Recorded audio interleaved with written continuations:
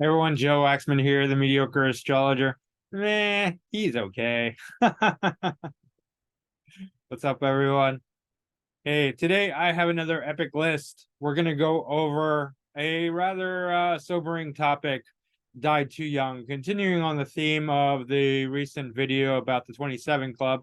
These guys are not 27, but they all died too young, and there's a variety of different ones. And we're, again, going to look at the same things, their natal chart, um, the transits at the time of their death, and their secondary progressions at the time of their death. And because there's a lot of them, there's about 22, I chose this time. I'm gonna try and move as quickly as possible because I don't want to make this video too long. It's gonna be as long as it needs to be, but I'm just gonna try my best to stick to the main points. So anyway, guys, hit that like button, subscribe if you haven't already, share it, and yeah, hit up my website, macroastrology.com, or email me directly to book a reading. Let's begin. Alrighty.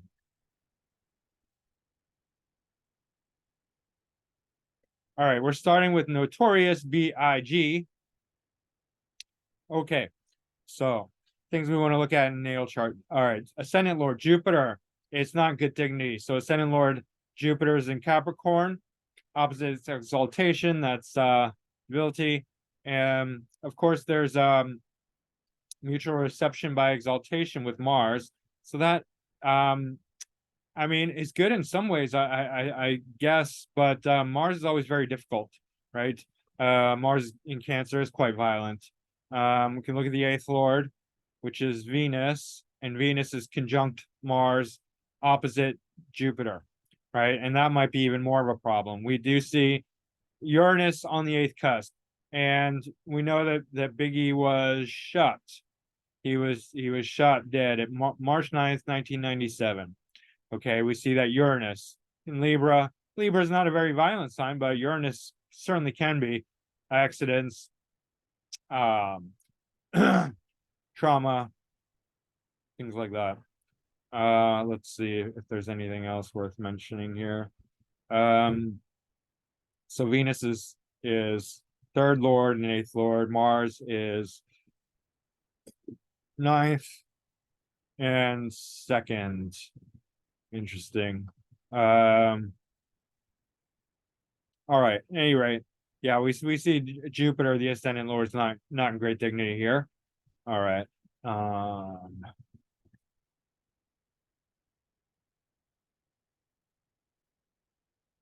Copy the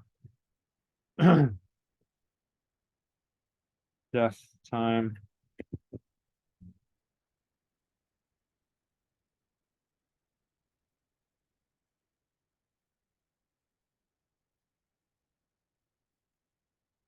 All right, March 9th, 97. So these are the transits at the time of his death. Okay. Uranus is conjunct Jupiter in Aquarius. So Jupiter is his ascendant lord. So in the transits, we always have to look for the ascendant lord. It's conjunct Uranus, so accidents, trauma in the 11th house. He was shot with groups and friends in the evening, all right, after a club or whatever. There's a tremendous first house Pisces stellium with Venus, Mercury, Sun, Moon, new moon for him, first of all, South Node. That's actually right around the time of an eclipse, amazingly. Right? It would have been a little after, but right around that time. Really interesting. Let's see what else. We do see Chiron and Scorpio in the 8th. That does not look great. Let's see. There's a square to Saturn. The Ascendant Lord square Saturn in Aries. That's going to be a challenge. That's going to be really difficult. And Venus is right. Venus is the 8th Lord. It's right on his ascendant, right? Exactly. I mean, even though it's in good dignity, you can't escape the reality that this is for him. Venus is the 8th Lord. It's malefic.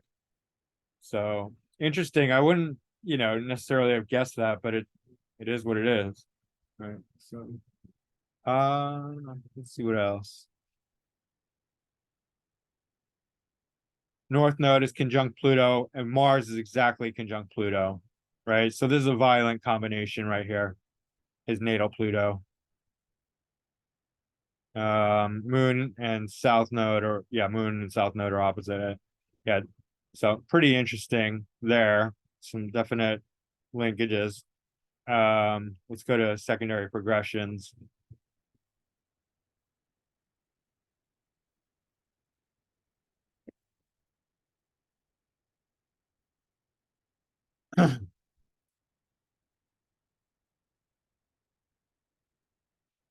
All right. So secondary progressions. Sun and Venus are in Gemini. His natal Venus was in Cancer, moved into Gemini, retrograded to be closer to the sun. This is vitality. Mercury. Mercury progressed into Cancer from Taurus. Let's see. Mars is still in Cancer, is conjunct South Node. Progressed Moon is in Leo in the 5th quadrant, moving into the 6th. Not really making it's coming close. I mean, but still it's 12th or even 11th from, well, I'd say 12th ish, close to 12th, because same whole sign out, 12th. All right. What else?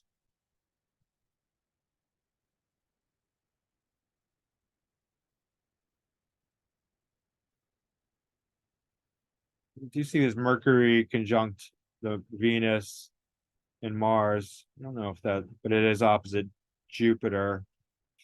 It's not really. I mean, 8th Lord conjunct the Sun. It's not really exact, but it is close. I don't know. I'm not seeing clear indication of anything in the secondary progression. So, yeah, let's just move on. Let me check.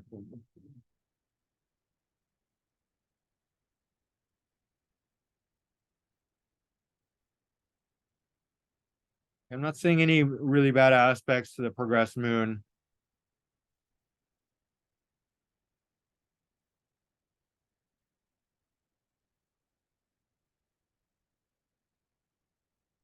All right.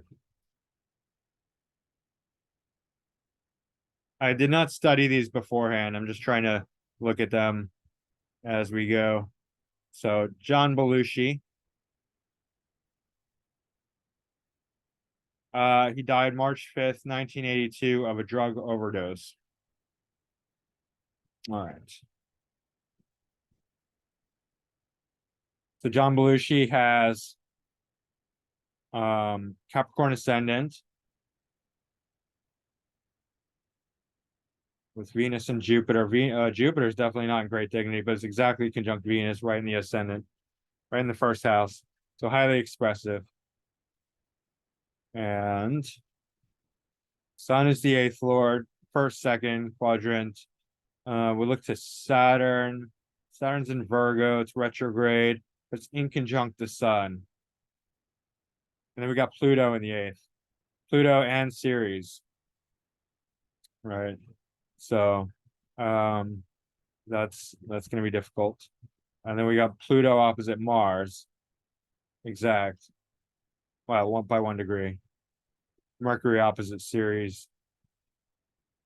In the 2nd house, right? The 2nd house is consumption. And with 8th Lord in the 1st, 2nd house, I mean, 2nd whole sign house, still 1st quadrant, but pretty close to the 2nd house. And his habits, his taste is very destructive, right? Also Pluto and Ceres in the 8th, Pluto and Ceres together in Leo. Yeah. And then Sun or Ascendant Lord in conjunct.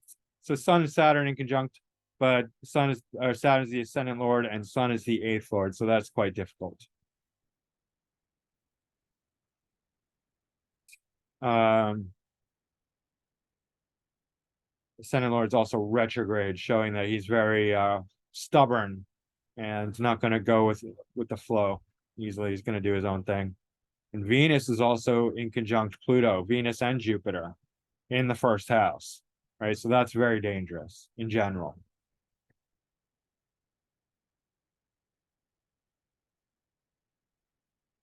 I mean, all of these charts will show a weakness in the natal chart. Otherwise, they're not going to die young.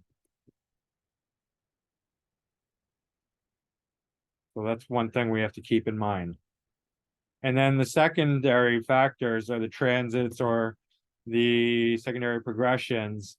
Um, these are just triggers, but the setup is in the natal chart. All right. So this is the transit. Saturn's conjunct Pluto and Mars in Libra. Saturn's in good dignity, is ascendant Lord Saturn, but it's conjunct Pluto and Mars, and that's very difficult. And hovering over is natal Neptune. A little wide, but still close within proximity. We're not looking at the MC because we don't really know the outer houses or time. So South Node in the first, not too close to Jupiter, but see where Sun's in Pisces, eighth lord in Pisces, drugs, alcohol, that sort of thing. That definitely makes sense. It's in this third house, third cusp.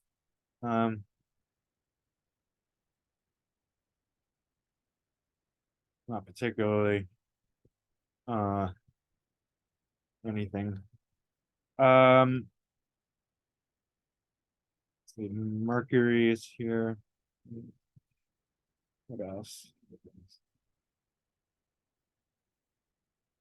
I mean, the main thing is this. Jupiter's in Scorpio, Ceres in Scorpio. Those are just normally going to be destructive placements.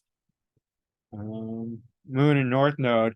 Even though Moon's in Cancer, North Node conjunct the Moon shows an increased desire for satisfaction. In the seventh house, maybe he was very lonely. I don't know. He was very lonely, but he was definitely wanting that emotional satisfaction. And highly destructive at that time, and the sun as well. Let's check secondary progressions.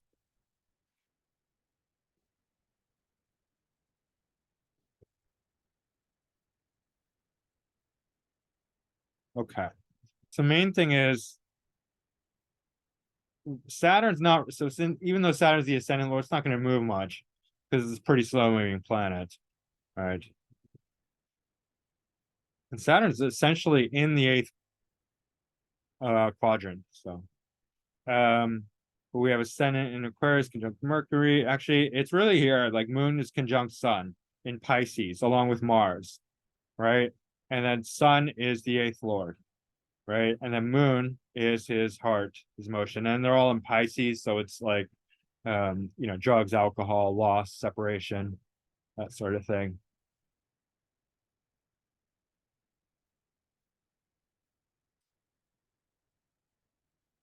Um, Anything else?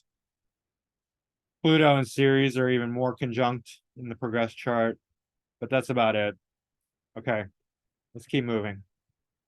Anthony Bourdain. Right. So natally, all right. Pluto and Jupiter in the first, with Jupiter ruling the eighth, and Mars and part of Fortune in Pisces in the eighth. That's troubling. Remember with the 27 club, part of Fortune was coming up a lot for people who gained notoriety by their death. Like their death made them even more famous. So that's really interesting. Okay. Sun's in Cancer. It's not particularly bad, but Venus is in conjunct Moon, and Moon is debilitated. Moon is also square Neptune. So, this, Moon in Capricorn that can't express itself well at all, and doesn't really know how to show affection very easily.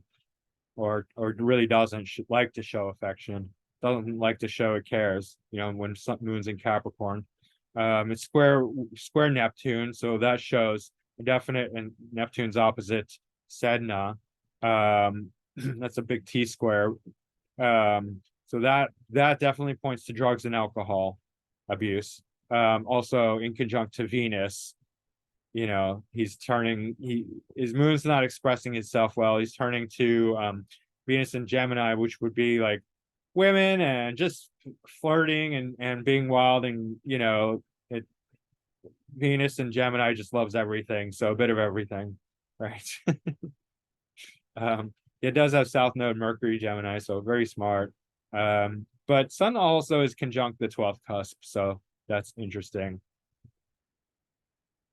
All right.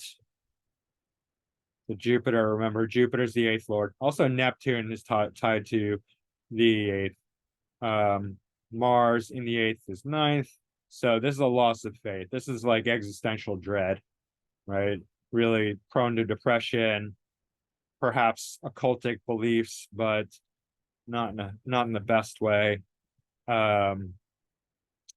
Mars is also the 4th lord, so probably a very difficult childhood, along with Saturn and Scorpio in the 4th.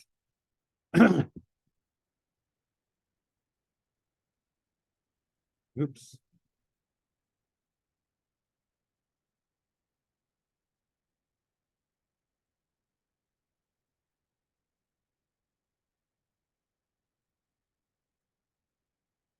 So he died of supposed suicide.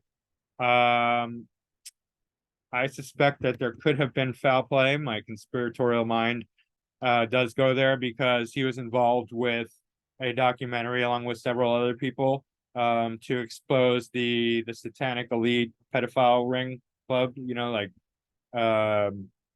It's a real thing. These are all Epstein's friends. Like, you're living in La La Land if you think it's not. Like, these are all Epstein's friends, and there are people in Hollywood who definitely do try.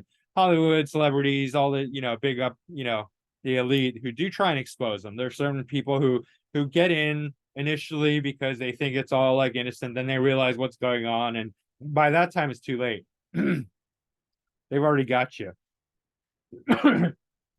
But when they try and expose them, all these people die. There's so many of them. It really isn't not just like a one-off thing. These are all friends of Hillary Clinton. I mean, I'm being facetious, but that's the way it goes. All right. So yeah, June 8th, 2018. Okay. Neptune in Pisces in the 8th.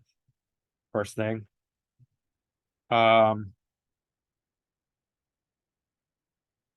Sun's in Gemini along with Mercury. That's not bad. Very difficult transits there. Sedna is square Pluto and Jupiter. That doesn't seem very good. Uranus is square Uranus. Natal Uranus is square transit Uranus. That's very accidental.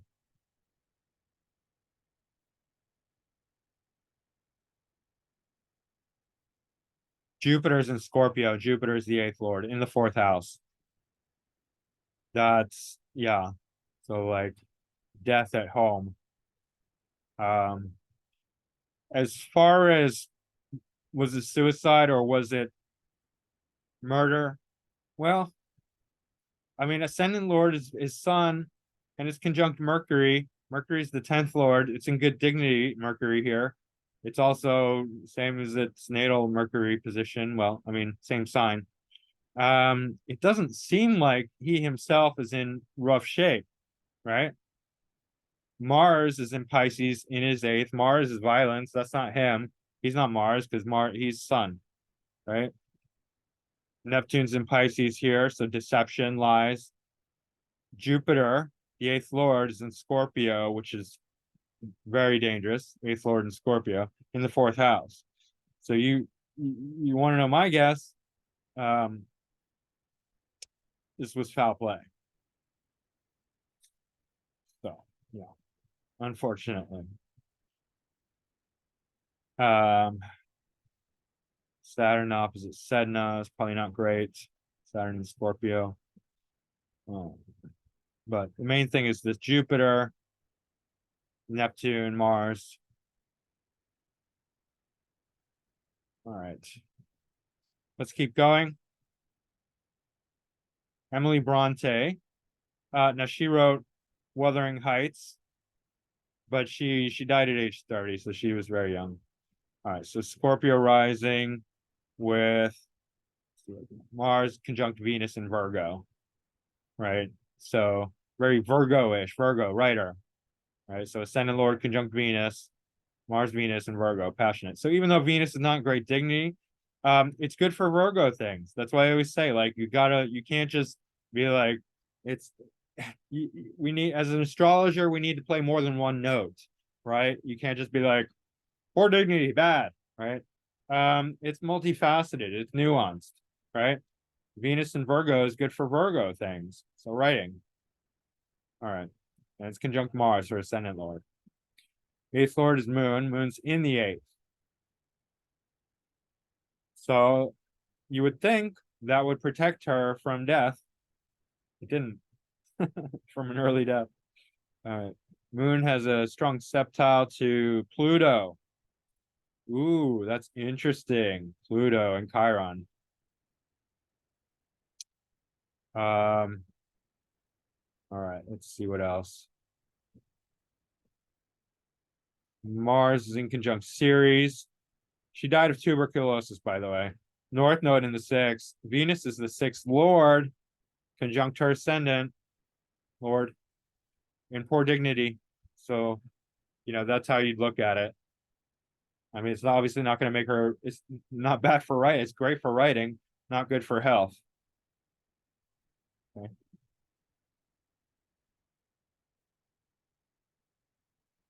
Jupiter is opposite Moon, and it's in poor dignity. And Jupiter would be the exaltation lord of the eighth. So Jupiter opposite Moon. I mean, I'm not saying it's bad because Jupiter is probably really good for the Moon here. But Moon is not good for Jupiter, so the second house. So perhaps the food she liked to eat was of not good quality. She wasn't making good food choices, which destroyed her health, probably.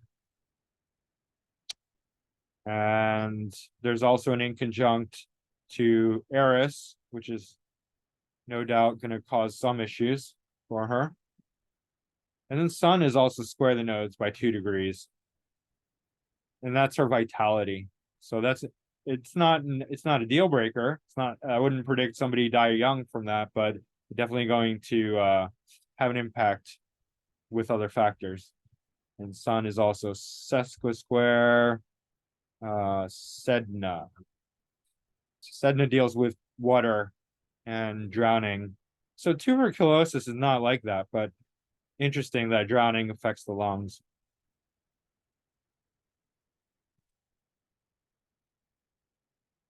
Oh, shoot.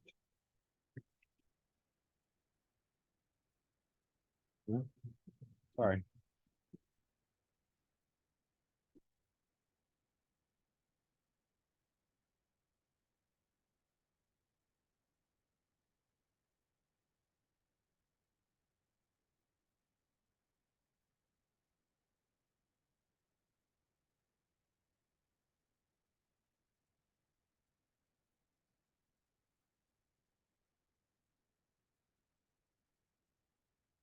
December 19th, 1948. Okay. Look for Mars as the ascendant lord. Mars conjunct Mercury. And that's okay. But it's conjunct Ceres actually much closer. And Ceres definitely has malefic qualities. Mercury is conjunct natal Uranus. Mercury is dispositing her Venus, her sixth lord, and her ascendant lord. And so that's interesting.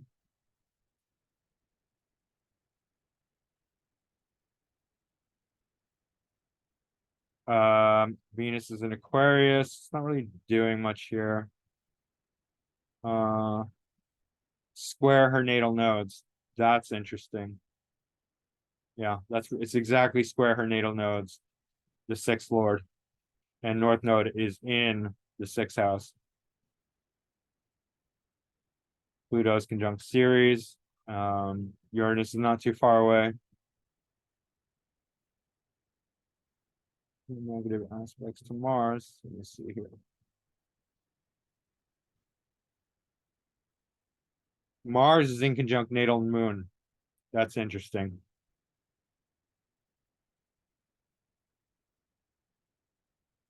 Moon is the eighth lord. Moon is almost conjunct part of fortune. I mean, conjunct by 4 degrees. And almost, so it's in between the opposition between Uranus and Pluto. So that's really, and pretty close to the opposition of natal Ceres. So that's pretty dangerous, this axis right here. Yeah.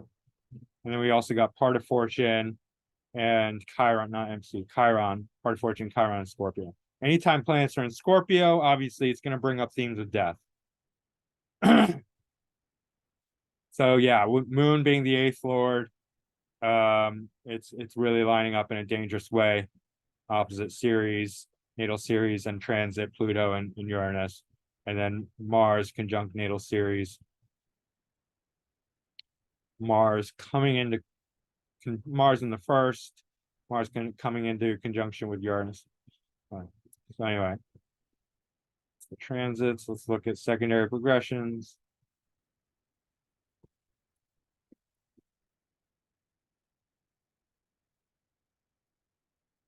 All right. So we can look at Mars because that is the ascendant lord.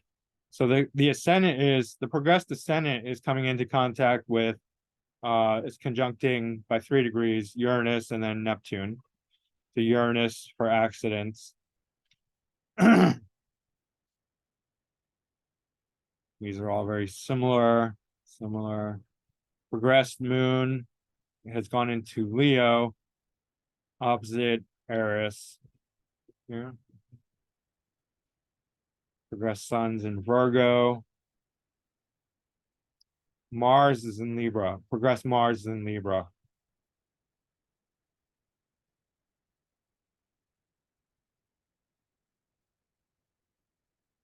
So that's not good. I mean, that's in poor dignity.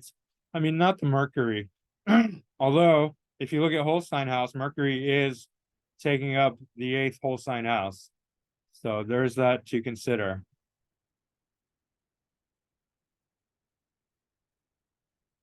So you could say progressed ascendant lord Mars conjunct eighth whole sign house lord.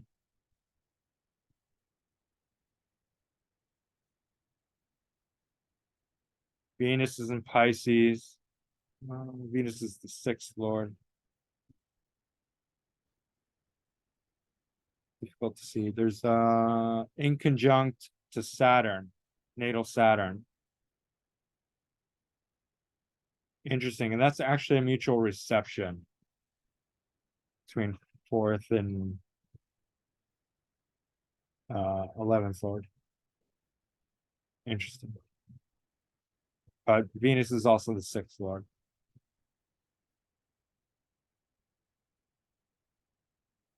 All right.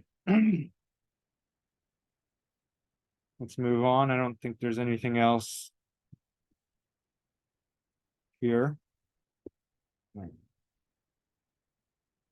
Kobe Bryant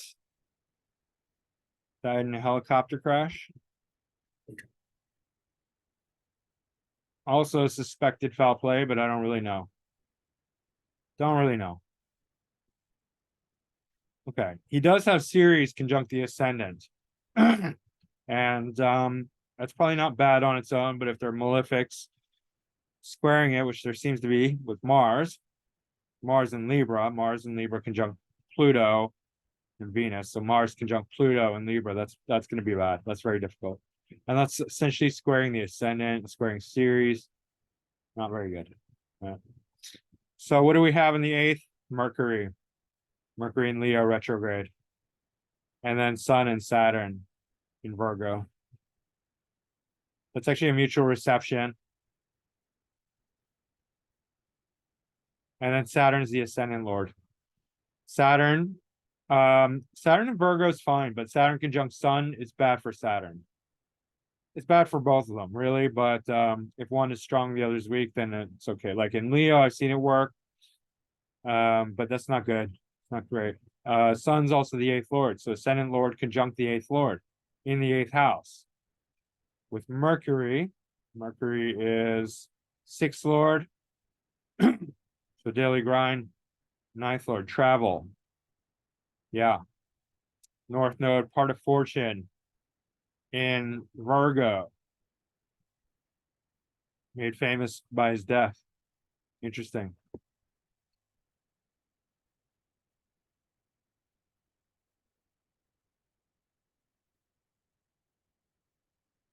All right. Black Mamba, I see this here. I mean, he does have the Mars, Venus, and Pluto. So the Pluto is making him, even though it's in Libra, it's just making him so extremely obsessed with training. And I heard he would train like nobody else, right? He trained way more than anyone else, just because he's so obsessed with it. It's Mars, Pluto, Venus. And then Uranus and Scorpio in the 10th. Very powerful, physical public presence, right? Public career, public image. And the eighth house also is very powerful.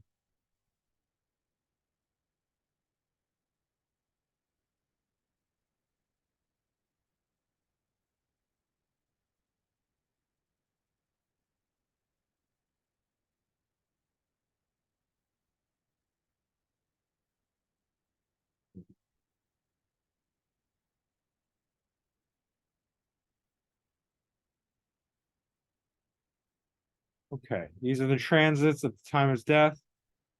January 26, 2020. He's got Jupiter in Capricorn and South Node right on the ascendant. Now, Jupiter for him is the 12th Lord. That's also going to be dangerous. And the third. So travel, short distance travel in poor dignity. Then Pluto conjunct Saturn. Saturn's his ascendant lord. It's in good dignity, but it's exactly conjunct Pluto by 1 degree. And Ceres by 4 degrees. So that's not very good. Sun is conjunct Mercury. Mercury is the ninth lord. So for travel again, you know, short distance travel, long distance travel, obviously, right? Uh,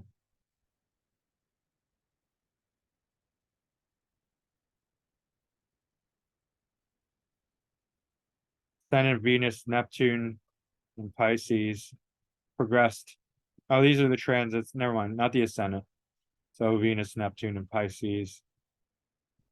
Conjunct the well, it's in the second, moving to the third. Um,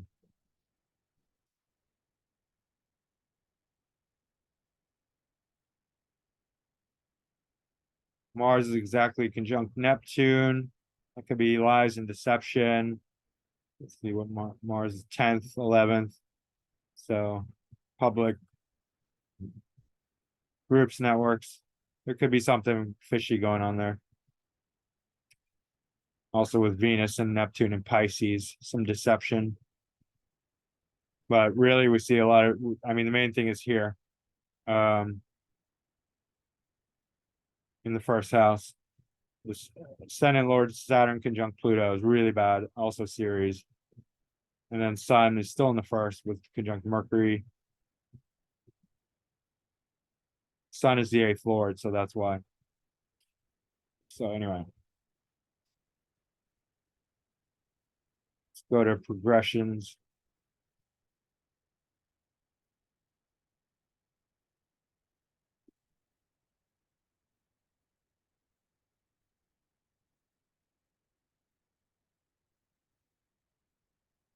So we do see the moon not quite exactly opposite the secondary progressed moon, but it's in close, and it's in Scorpio along with Mars, Uranus, and Venus, and that's quite dangerous.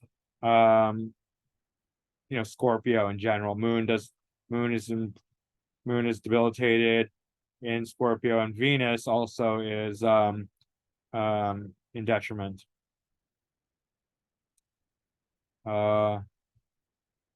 We do see, where's natal Mercury? So Mercury's Leo progressed. It's progressing very close to Mercury's progressing very close to Pluto. So is Sun. Right. You see that. Moon just recently passed over Pluto and then went into Scorpio. So Moon is very difficult here. Right. Because he just had a period where it was transiting over Pluto. And then in the secondary progressions, then it moved into Scorpio. It had already recently moved over the eighth lord Sun. So new moon. So it's been a period, very difficult period for Kobe. Right? Very down period, very difficult, challenging period.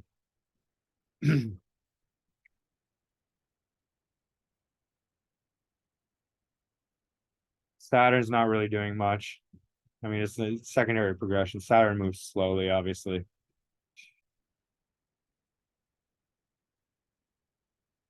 So, I mean, this whole thing seems very challenging. Just on an internal.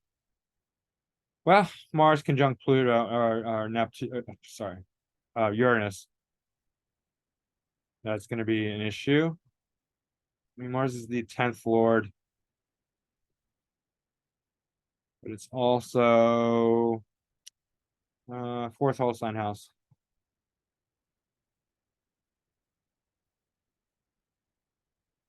Interesting. Yeah, Mercury, I think, is represented, the helicopter is represented by Mercury because it's like almost like, I don't know. It's not like a car. It's something a little bit more airy, right? So Mercury. And so we have the Sun, eighth lord conjunct Mercury, Mercury conjunct Pluto, Mercury conjunct natal Mars, Pluto, and Venus. All right, let's keep going.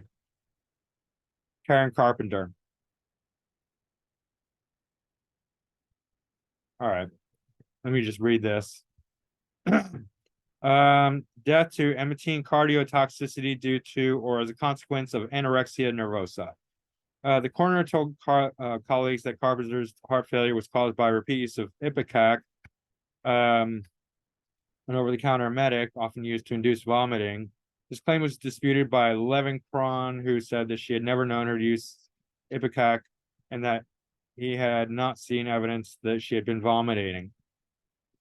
So yeah, wrong disease, not anorexia, not bulimia. Anyway, Carpenter's friends were convinced that she had abused laxatives and thyroid medication to maintain her low body weight and felt that the problem had begun after her marriage began to fail. So, death due to complications from her anorexia. Okay.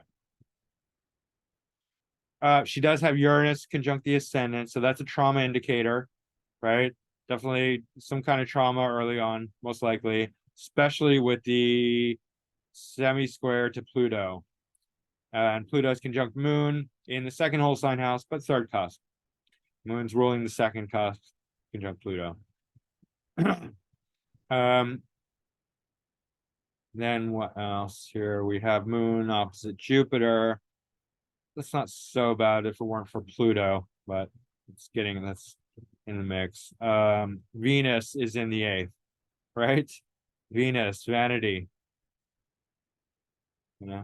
Also second lord conjunct Pluto. Moon, second lord Moon, and Leo. Leo is very vain. Right. But we look to Capricorn. We look to Saturn because it's gonna rule both both the eighth cusp and the eighth whole sign house. And Saturn's in Virgo. It's in the fourth. Interesting, but it is retrograde. and it's got a septile to Jupiter conjunct Mercury and Aquarius. That's actually gonna be a really great combination for comedy. I wonder if she was funny. Probably. Or maybe too serious for that. Moon and Pluto. Too heavy. Um yeah, Moon is also her ascendant lord, so let's not forget that. Ascendant lord conjunct Pluto.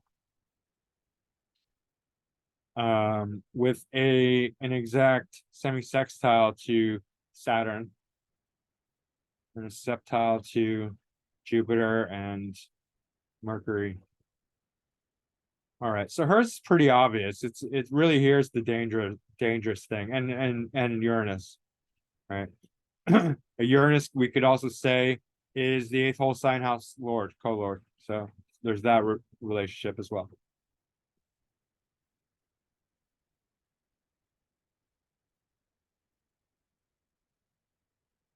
All right.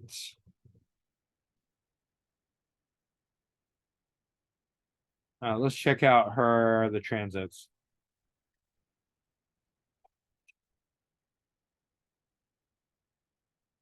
Sorry.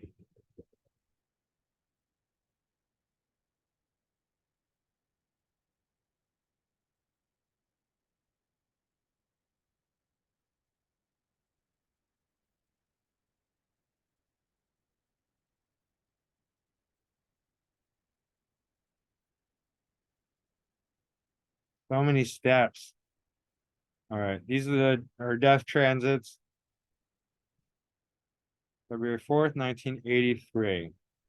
Okay, she's got North Node right in the first house. And we actually know that from the 27 club, a lot of times when the nodes are in the ascendant, descendant, especially tightly conjunct the ascendant, like by degree, um, it's dangerous, right? A lot of these people died, with this natal position. But Uranus is also it's activating Uranus. Yeah. Okay.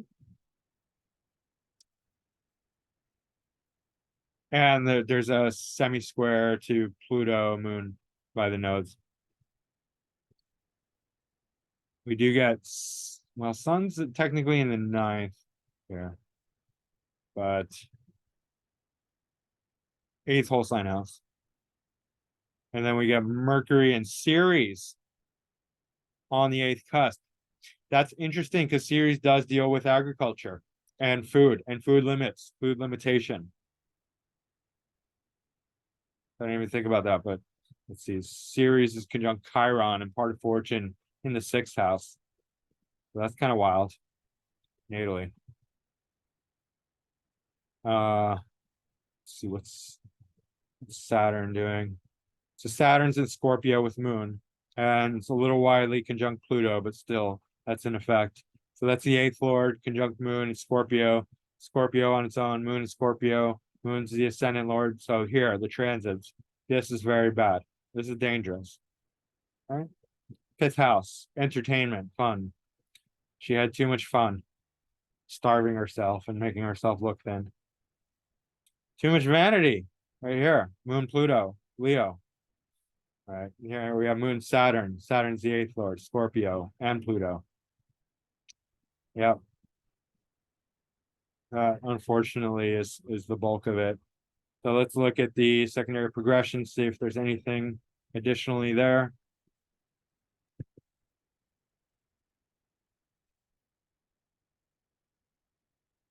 We do see her progress ascendant Lord Moon in Scorpio. So it's a bad time for her because this is such an important planet for her.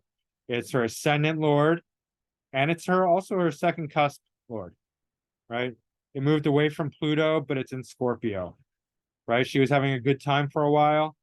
And of course, it would have done one full revolution at age 27 and then gone into here. Scorpio. Let's see. Saturn still relatively same position. And then Moon is it's in conjunct the nodes. Natal node, Eris,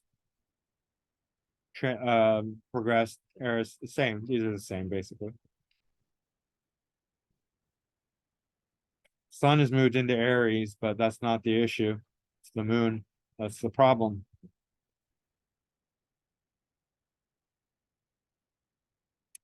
All right. I think that's it for Karen. Let's go to Aaron Carter. All right. Aaron Carter died recently. All right. Medical examiner coroner later ruled that Carter's death was accidental, drowning after inhaling difluorothane and taking aprazolam. So some meds. He took meds and then he drowned. Ooh-wee.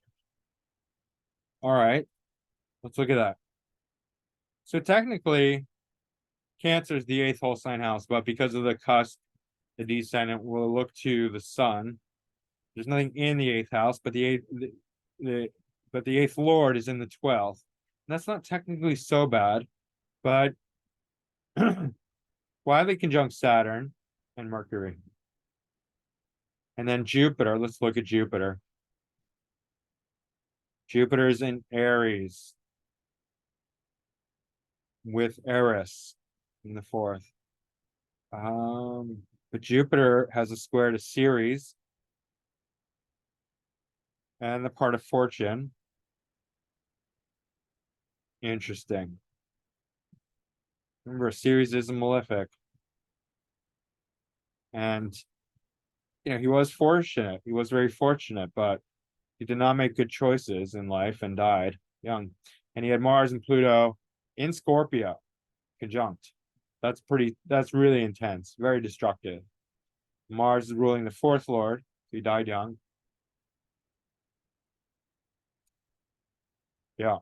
Jupiter is in Mars' sign. Ascendant Lord Jupiter in Mars' sign. It was just too intense, right? And it's opposite Sedna. Sedna is drowning, right? So this is not directly him, but Ascendant Lord Jupiter in Aries with Mars conjunct Pluto opposite Sedna.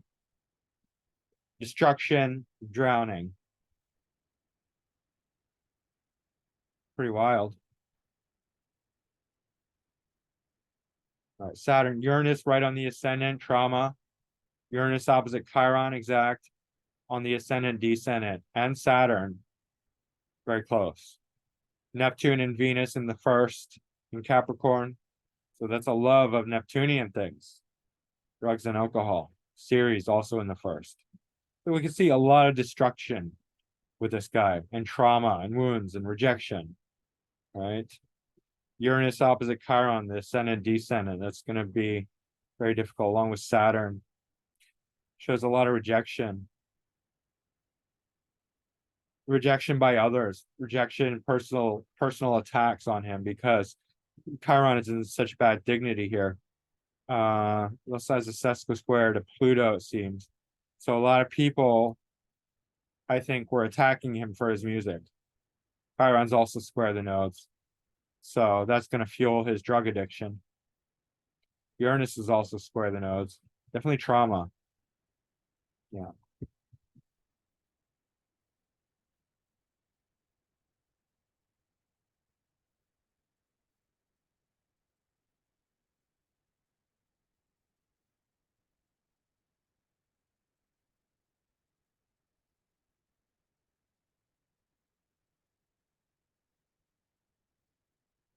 All right.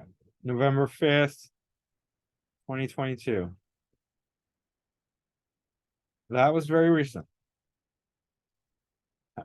So we see a whole lot of Scorpio, right? And that's going to trigger it. Mercury, Sun. Sun's the 8th lord. It's just passed over the Mars and Pluto. South node, exact.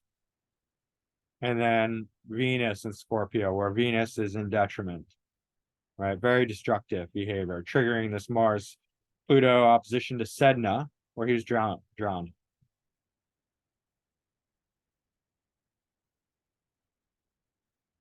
Jupiter's conjunct Neptune and Pisces. These are both considered good dignity, but it's also conjunct his natal north node. And that is For him, too much water, too much destructive behavior, wanting to escape, right? You can't just look at signs and dignity and just be like, oh, his ascendant lord's in good dignity, he's fine. Maybe, but maybe not. It's conjunct Neptune. Neptune also co-rules Pisces, but clearly it's not good enough. Not okay. Moon is conjunct Chiron, so maybe he was feeling particularly rejected and wounded at that time, triggering his wounds even more so. Maybe he took extra drugs. North Node is conjunct Sedna, right? By 4 degrees. Sedna is drowning. Right? North Node is conjunct Uranus. Transit Sedna is a little wider, but Mars is conjunct Chiron by 1 degree. So definitely triggering those wounds. Pluto is in conjunct Chiron. So yeah, he was definitely feeling transit Pluto's in conjunct Chiron, feeling very rejected by people, other people, right? These could be people he wanted to be friends with, girlfriends, people he was friends with at one point, right? Let's look at subsidiary chart. I don't really know the details of Aaron Carr's life, and I didn't bother to look it up. So I can only guess, make an educated guess. Alrighty. So his MC is conjunct progressed Pluto, Mars moved into Sag. Let's see here.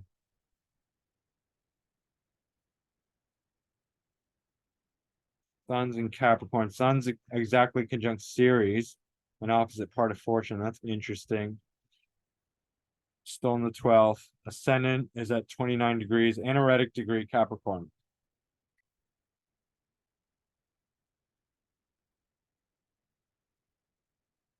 Where Saturn, his progressed ascendant lord, would be in the 12th.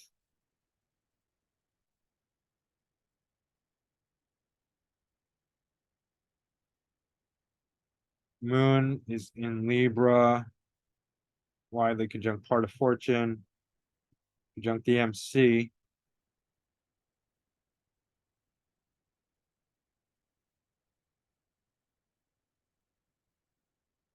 Moon is square. So progressed moon is square natal moon. That's interesting. And Neptune.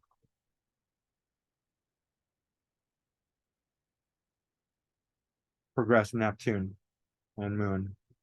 So yeah, I mean that's Neptune to square transit Neptune squared. Sorry, progress Neptune square progress moon.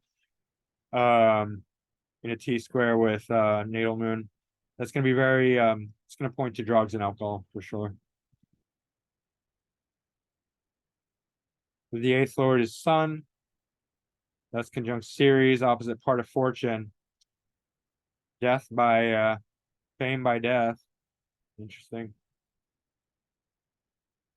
Square Jupiter. Jupiter's the ascendant lord. So that's gonna be difficult. Even though Sun is exalted in Aries, it's not good for his ascendant lord. All right. Anything else? No, I mean I'm not seeing like a major trigger in the ascendant in the progressions, but it's just sort of like adding to it. I mean the progressed moon is oftentimes the most significant thing, and it's square the natal moon and square Neptune and Venus, natal Venus, and widely natal Neptune. Okay, anyway, let's keep going. James Dean. I feel like this is gonna take so long. Yeah. All right. James Dean. Again, Uranus on the ascendant. We've seen that before. North Node in the first. Definitely seen that before. North Node conjunct Sedna. He did not drown. He died in a car accident. Moon in Scorpio conjunct the eighth cusp. I would not think Moon as a um Scorpio, yeah. Scorpio, definitely. And then Mars is in Leo, so definitely a love for showing off. Mars, the ascendant lord, in conjunct Venus. We know he was bisexual. Right? Venus is the second lord. Um, the seventh. Moon is the fourth lord. So cars, so a love of cars and being powerful. Scorpio eighth house, right? Cars are a fourth house thing. I mean, you could say resources and assets, but it's kind of more like physical heavy. Like it definitely rings. It's on the same channel as like a home, right?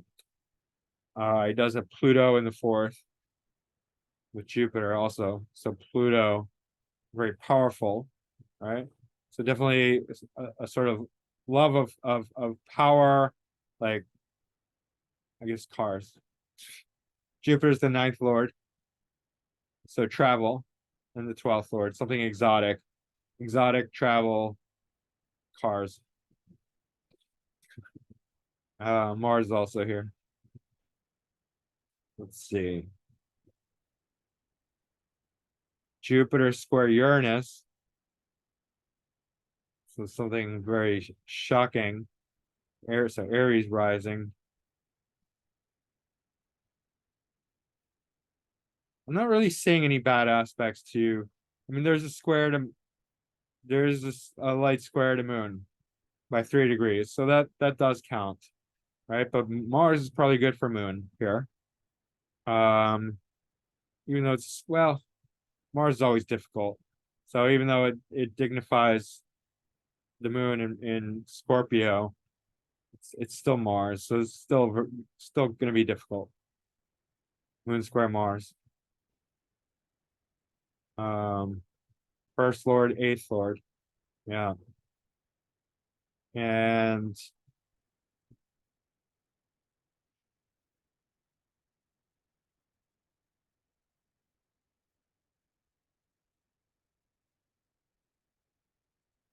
oh, Sun in conjunct Pluto. That's very bad. Pluto opposite Saturn is also very destructive opposition. I mean, Saturn's in really good dignity, but Pluto in Cancer does not feel. It's also retrograde, and technically, it's the co-lord of the eighth house. It's bringing in eighth house energy. Not that it needs to. It's Pluto. Pluto does Pluto's Pluto all on its own, you know. So definitely with the Sun, but also Saturn. Um,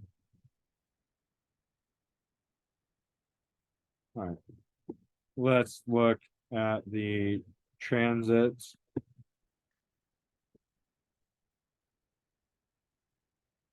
Car crash.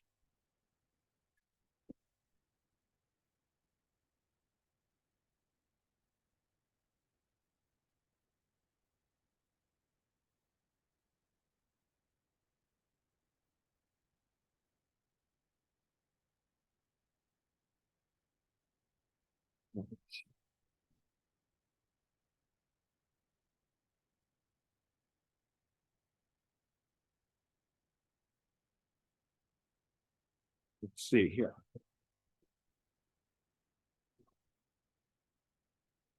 We got Eris. Eris is a troublemaker, part of Fortune. Sedna. I mean, he didn't drown. So Uranus conjunct natal Mars. That's going to be accident, trauma. Mars is the first lord and eighth lord. Jupiter's conjunct Pluto and Leo. Um, Mars is in the sixth. Saturn's in the eighth. Saturn's the 10th and 11th. but it's in Scorpio. Yeah. Mercury is the third lord. So for traveling, we can think about that. Short distance travels, conjunct Neptune. So loss of control, perhaps. Not seeing things clearly, confusion, delusion. We're not worried about the ascendant because we don't really know the time.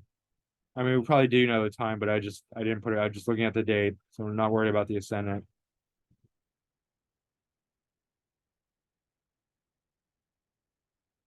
Moon's in Pisces in the 12th, and that's on the 8th cusp here. So Uranus conjunct Mars is really the bad one, I think, because that's the first lord and 8th lord, right? And it's by 1 degree, so it's pretty tight. South node is in the 3rd house in Gemini, so for short distance travel. Jupiter's the 9th lord, so it's still related to travel, and Pluto, it's conjunct Pluto. It's also ruling the 12th lord. That's not good. All right, and then Mercury, Neptune. All right, let's look at and then Saturn and Scorpio. Let's look at the secondary progressions.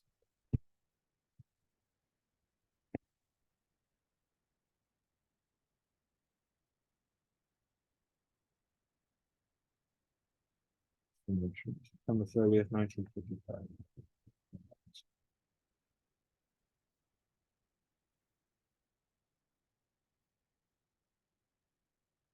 So Sun moved into the 12th here in Pisces.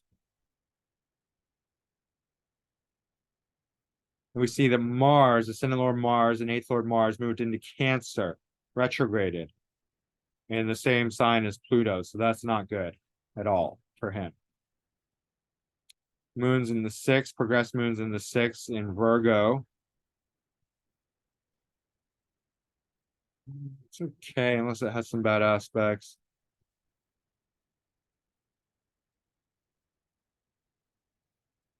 I mean, it's just very competitive, right? And probably fueled his racing because it's making him a lot more competitive.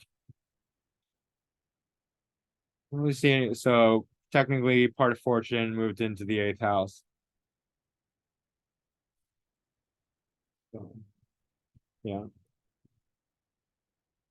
So Sun in the 12th, loss. So he's like, losing control with Sun and Pisces in the 12th.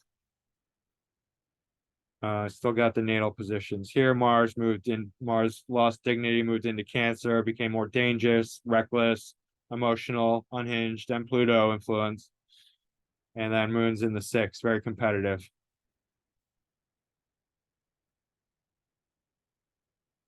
Let's go Diana, Princess of Wales.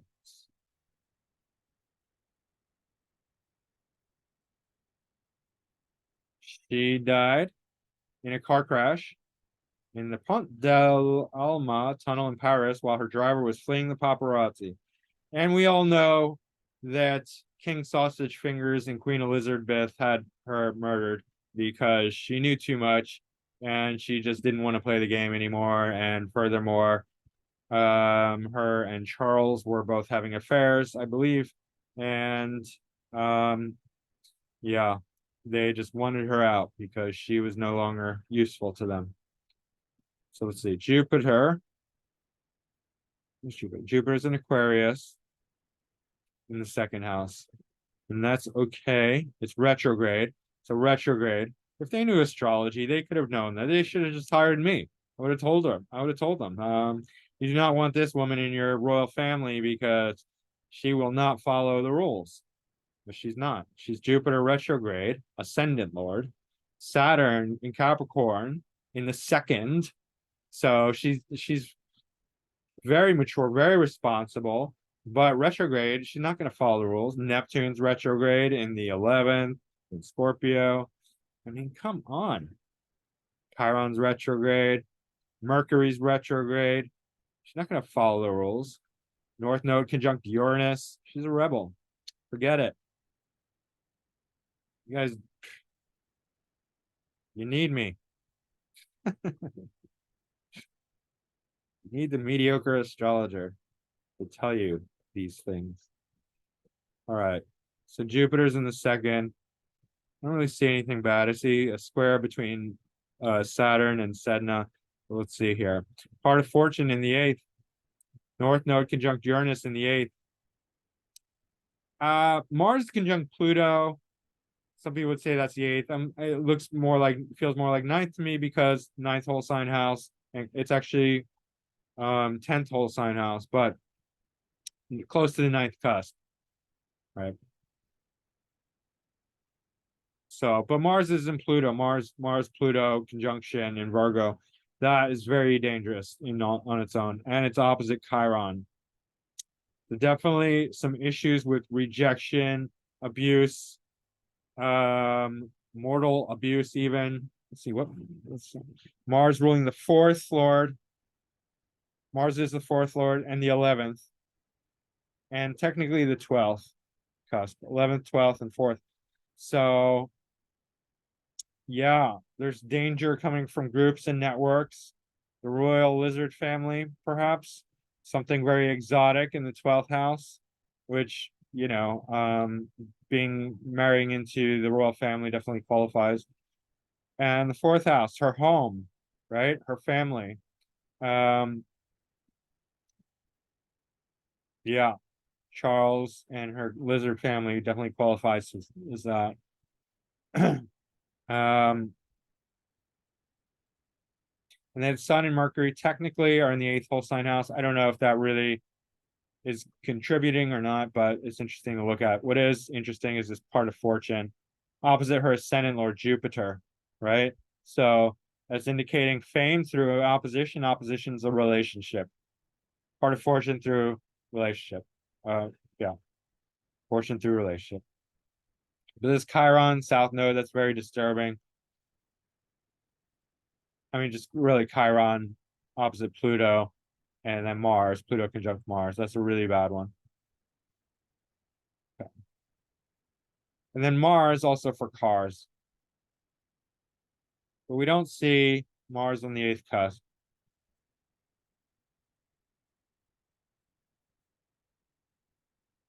All right. We do see Sun conjunct Mercury. Mercury is ruling the 7th, the 6th, and the 9th. So travel, still travel related, I guess. Anyway, Sun technically is the 8th lord. 8th and the 7th. Death connected to marriage.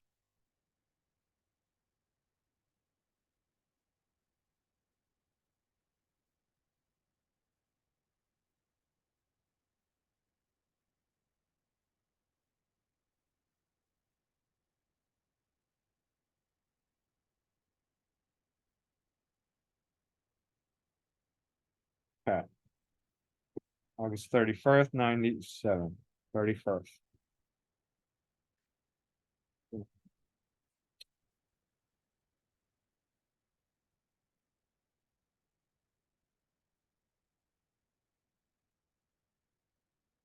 So our ascendant lord Jupiter has just passed over Uranus, but is still in proximity. So she's in a dangerous time because her ascendant lord is conjunct. Plus, Uranus is exactly conjunct natal Jupiter. And these are transits, so this is Jupiter return. Jupiter doesn't sit there for all that long. Ceres is exactly conjunct her Chiron opposite her natal Pluto, activating this. Plus, Mercury and Sun, Mercury's Cazimi, the Sun, right over this Pluto, opposite Chiron Ceres. That this axis is activated and is very dangerous, as we said before. Can look to Moon. Moon's in Leo. Moon is right over natal Uranus. That's the 8th lord in the 8th house. It's not good. Mars in Scorpio, conjuncting Neptune. suggesting possible deception, lies, deceit with Martian type stuff. Mars would be cars.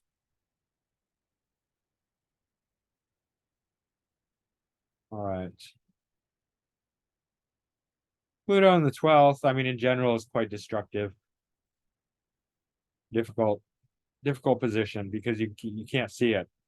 So it's like abuse. Um, somebody taking advantage, somebody really like dominating somebody else in hidden ways.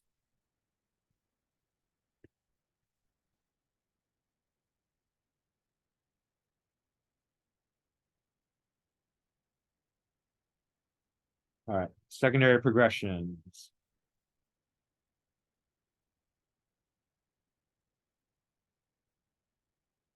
Ascending conjunct Saturn, Jupiter at 0 degrees Aquarius. The moon. So the moon is actually trine natal moon. So, or yeah, secondary progress moon is trine natal moon. So that's interesting. But we do have a bunch of planets in the 8th house. So Mercury, Sun, even though it's in Leo still. And then these are all going to be the same. But Sun and Mercury.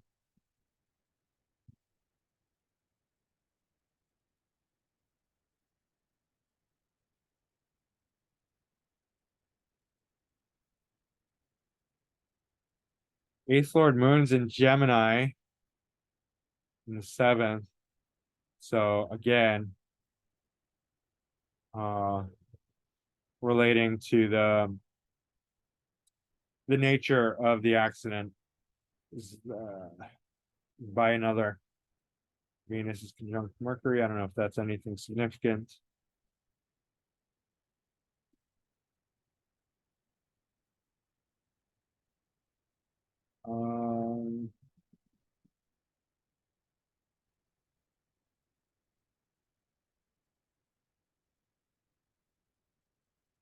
Any bad aspects to the moon?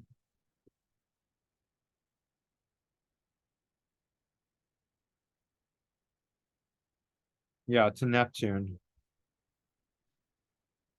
Neptune, yeah. So moon is in bad aspect to Neptune. So something about deception, especially in Scorpio. Vengeful deception. Moon. Eighth Lord. Sesqui square. All right. So mainly, I mean, we just see this axis activated in general with the transits, mostly. All right. I'm going to take a break. I'll be right back. All right, I'm back. Let's keep going. Sorry about that. All right. Who's next? Chris Farley.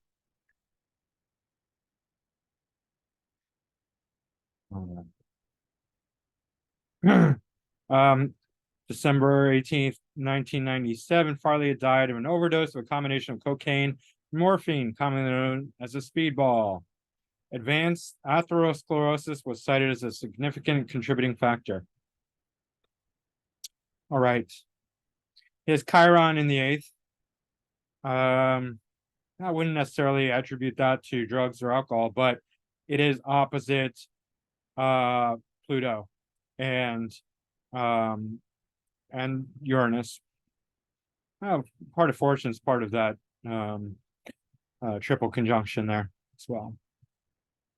And then it's connected to Sedna.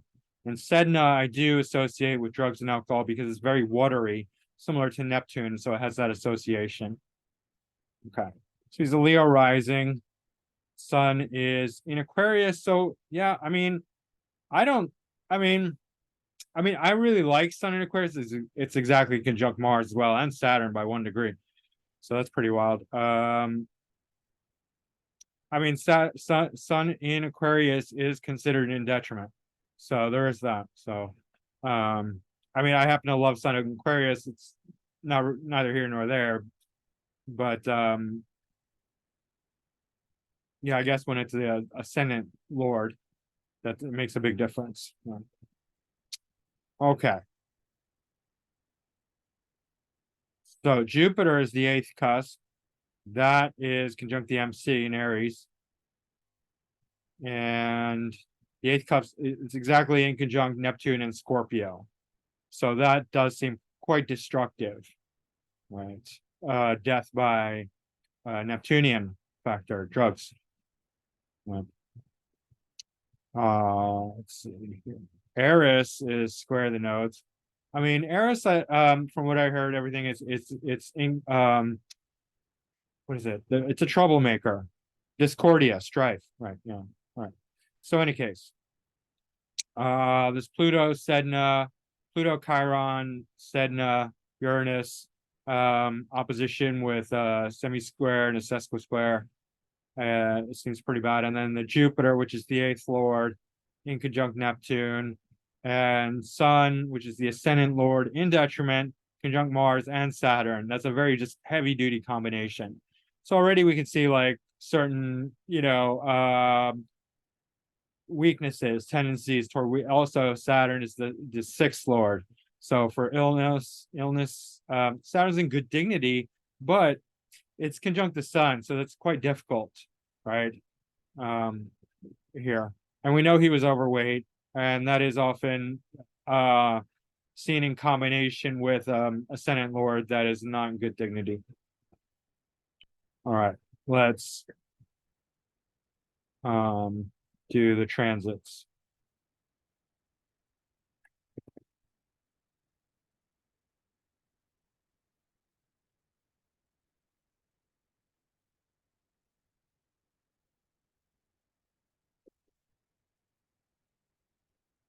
Okay. So for the sun, that's the ascendant lord. It's conjunct part of fortune and Mercury. Interesting. In Sagittarius, Pluto. It had just passed over Pluto. So you can see that. So it's got recent Pluto vibes, same sign. It is conjunct Ceres by 4 degrees natal. Moon's in the first. The north node is conjunct Pluto exact. So that seems quite and then south node in the eighth, conjunct Chiron with Ceres here. That's not ideal.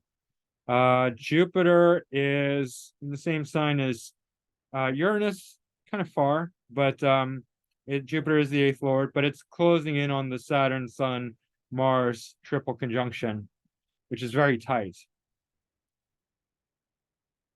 Extremely tight. Neptune we could also look for because it would be the co-eighth lord ruler.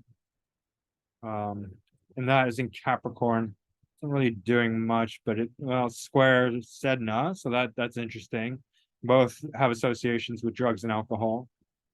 But the nodes on this axis seems pretty devastating for him because it's activating the Chiron and Pisces opposite the Pluto in the second house, right? Second house, Uranus, Pluto is going to relate to his food consumption habits, but also drugs and alcohol too, because it's, the mouth, right? And so there's some issue around here. We know he's overweight, but drugs and alcohol too. Chiron and Pisces, feeling like a reject, so turning to destructive vices, Piscean vices, drugs and alcohol. Okay. I mean, Jupiter, just by virtue of being the eighth lord in proximity to this, it's probably contributing. What else? Moon's the 12th lord in the first.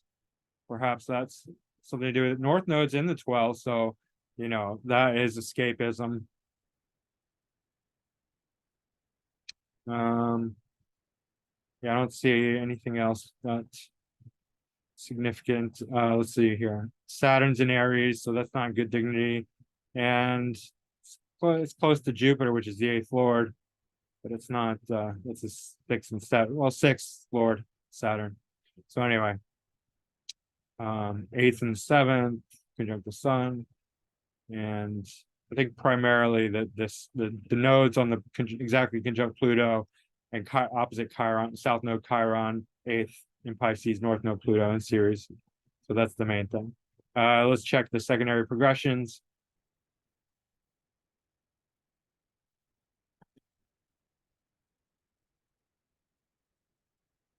Just check them.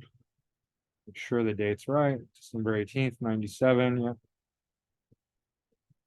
Okay. So the progressed ascendant did move into Virgo.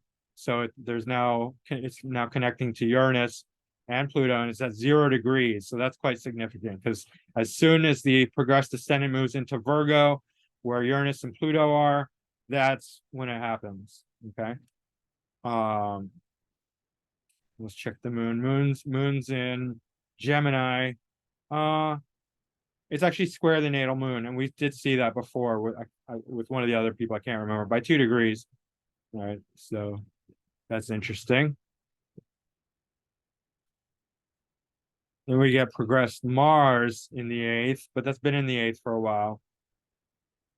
Saturn's at the anaretic degree. Sun had just entered Aries. That's interesting because it's out of the 8th full sign house, Pisces, but it's at 0 degrees Aries. And that's ascendant Lord. But 0 degrees is quite strong. It's very potent energy. So it's just starting a new cycle. It just ended. 0 degrees Aries is a very beginning of a new cycle. So it's interesting, right? It's really in the 9th house now. Jupiter is in Aries, conjunct Sedna. It's the 8th Lord. It's interesting. So I think like the ascendant, so 2 things changed. It was a big time of change for him. Ascendant was at 0 degrees Virgo. Sun was at 0 degrees Aries. This lasts for a whole year. So this year was a big deal for him, right? The ascendant, I don't know. I mean, we could go back. It's probably, yep, that year it changed. Yep. That's really significant. Sun goes into Aries, starts a whole new cycle because 0 degrees Aries is the beginning of the whole cycle. And ascendant moves into Virgo with Uranus and Pluto here. Yeah. Moon square moon. I suppose that's it was. Let's see. Yeah. That whole year was just big changes for him. All right. Marvin Gaye. Now this is one of the saddest ones. Because of the nature of his death. All right. April 1st, 1984. So, okay, that's the death. I mean, just all right. Sorry. Gaye intervened in a fight between his parents on the family house in Western Adams neighborhood of Western Heights in Los Angeles. Now, a little backstory. I know that Marvin Gaye had struggled terribly with his father, and that his father was always like jealous of him. He wasn't, and he was always trying to, win his father's approval, but he was very disapproving. And so it's very sad. Okay. He became involved in a physical altercation with his father, Marvin Gaye Sr., who shot Gaye twice, once in the chest, piercing his heart, and then in Gaye's shoulder. The shooting took place in Gaye's bedroom. The first shot proved fatal. So he loves his father. He's always trying to get his approval. He becomes famous as a singer, and his father is still not happy, probably even more jealous, more hate towards his son, and then ends up killing him. So very devastating. He does have Pluto conjunct the ascendant, or is retrograde. It's in Cancer. Now father is not a Cancer archetype, but it is a parental archetype, right? Cancer and parents, right? For ruling the 4th house. Sometimes the father is seen from the 4th. So here, potentially, we could relate that to his father. Pluto and Cancer retrograde on the ascendant. But we can look at Moon. Moon is conjunct Neptune, opposite Jupiter.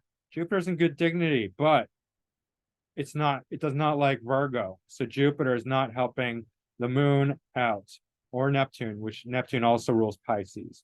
He does have Jupiter in Pisces domicile, Venus in Pisces, in the eighth. Now Saturn would be the eighth lord, and Saturn is in Aries in poor dignity. It's debilitated. It's conjunct Sedna, Mercury, and the Sun. Okay. Sun's ruling the second house, but Sun often represents father. So does Saturn. So they're both in Aries. So very aggressive. So Sun in Aries is exalted. Obviously, Saturn is debilitated. All right. He does have South Node conjunct Uranus in Taurus, right? So Taurus relates to the voice. Sun is the second lord, conjunct the MC. So career and voice, vocals.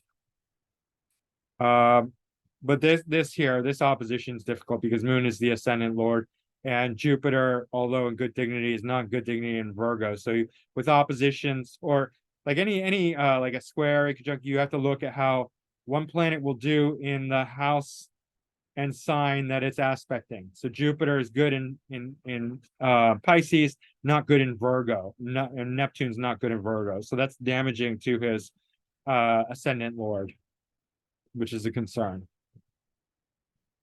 And then fourth lord's in the eighth. It's in good dignity, but it's square series, and it is in the eighth.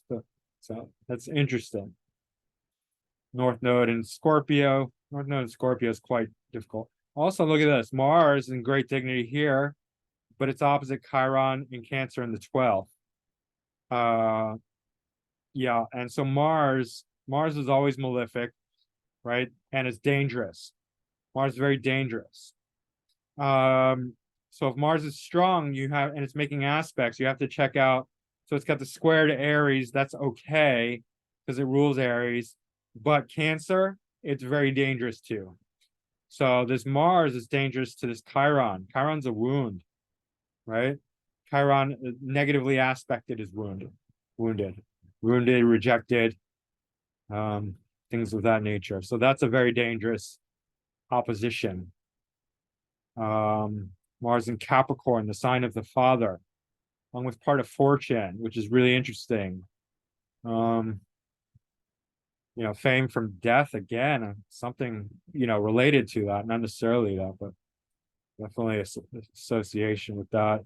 And then Eris also is square, T square with Chiron, Mars part of fortune. Right, so that's interesting. Eris is certainly not, it definitely has malefic potential. But yeah, let's see. Anything else? Yeah, I mean, there's this Saturn, Sedna in conjunct to Neptune and Moon. So a couple degrees out, but it's still there. And Saturn is the eighth lord, and Moon is the ascendant lord, right? So Moon in conjunct eighth lord, which is bad, and then Sun and Saturn as well together, and obviously Pluto on the ascendant. Let's check the transits.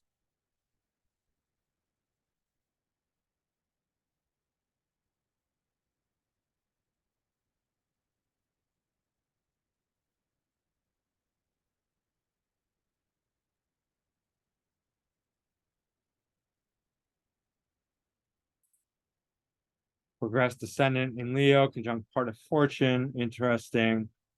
Pluto in Scorpio. Directly opposite Mercury, transit Mercury.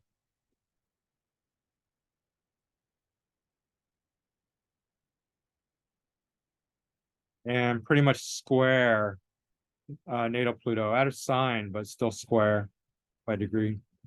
Saturn and Mars in Scorpio, very dangerous.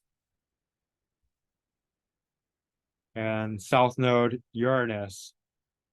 South Node Uranus also in his natal chart in Taurus and here in Sagittarius, which is interesting. It shows trauma, can show a lot of trauma, but also a lot of things, potential brilliance or genius. Anyway. Jupiter's in Capricorn. I mean, it's passed over the Mars, but it's still activating along with Neptune, right? And so that's activating this axis, the Mars Chiron T square with Eris.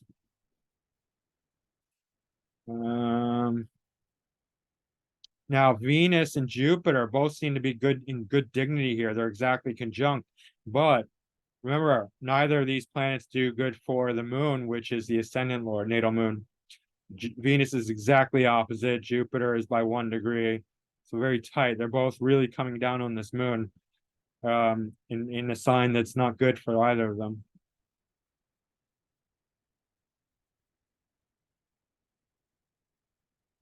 Oh, wait a minute. It was his birthday. It was his solar return. Oh, that's crazy. Is that right? Yeah.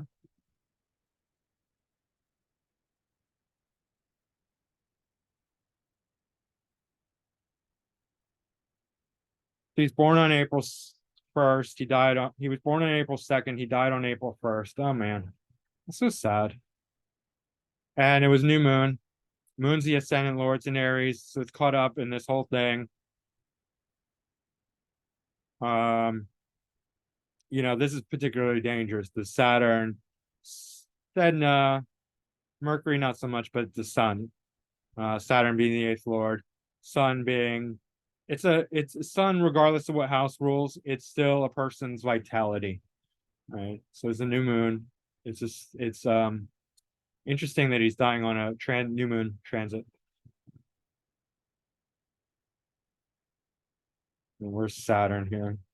So Saturn's in Scorpio, conjunct this dangerous Mars. So Mars is dangerous in both, um, potentially dangerous because it's so strong. Let's see, is there any? Um, yeah, the Mars seems to be. Was it Mars or? It's difficult. Yeah, it looks like Mars is sesqui square the Sun, so that's not good. And then yeah, progressed or transit ascendant doesn't count because we don't even know what kind of time it is. But yeah, this axis and the Sun seems to be, and this axis. So there's a lot of stuff going on here. Let's look at his secondary progressions.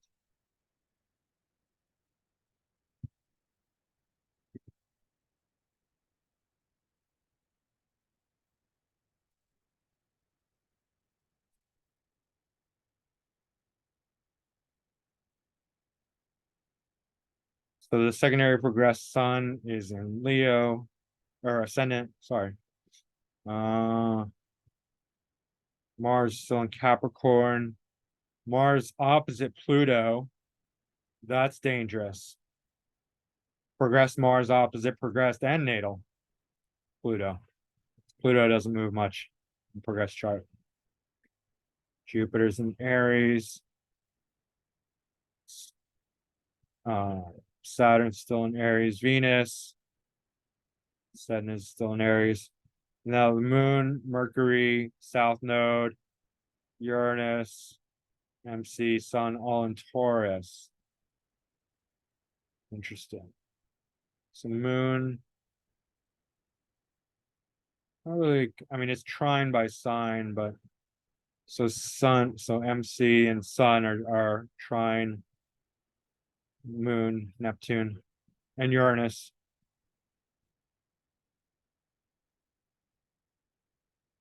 So Sun had just passed over, well, several years passed over Uranus, but okay. So that's probably not very related. This Mars opposite Pluto is definitely an issue. And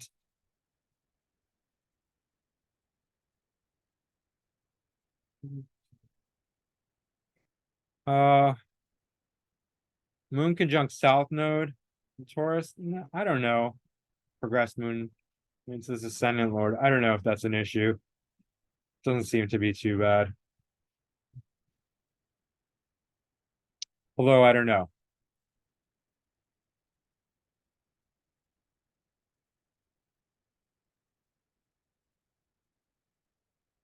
So let's see. Are there any aspects to Saturn? Hard to tell.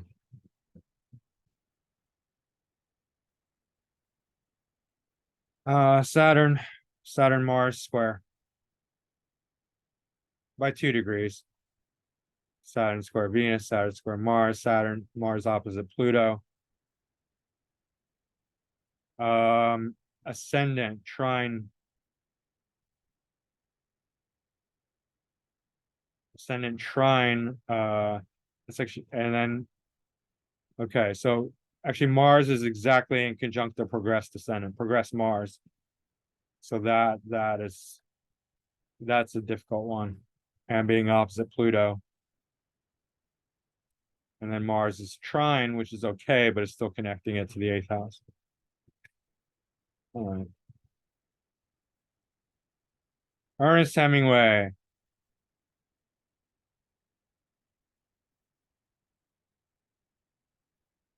All right. So he died July 2nd, 1961. He was treated with electroconvulsive therapy. I mean, and the reason I'm mentioning this, or the reason I wrote it, because it's very important. As many as 15 times in 1960, and he was released in ruins. They don't do this anymore because it's not good. It doesn't work. In fact, most of the stuff they do is really bad. Like even today with all the drugs, like they really like any of the treatment. Most of the treatments are bad. There are some good ones, but most of them are bad. Right. What is the sense of ruining my head and erasing my memory, which is my capital, and putting me out of business? It was a brilliant cure, but we lost the patient. That's a quote that he said. So he's saying that it's really destroying his mind, this electrotherapy, which sounds so stupid. I mean, I can't believe people are ever like lobotomies and electroshock treatment. Horrible, horrible. 3 months after being released from Mayo Clinic, when Mary found Hemingway holding a shotgun in the kitchen one morning, she called Saviors, who sedated him and admitted him to the Sun Valley Hospital. Once the weather cleared, Saviors flew with his patient. Hemingway underwent 3 electroshock treatments because he was already suicidal from the treatment. So why not just treat him more, because he's already suicidal? So yeah, I mean, these people are beyond incompetent. They're malicious. I don't think it's incompetence. I think people really just don't care a lot of times. Some do, but I mean, a lot of people just are. They are quite evil. Um.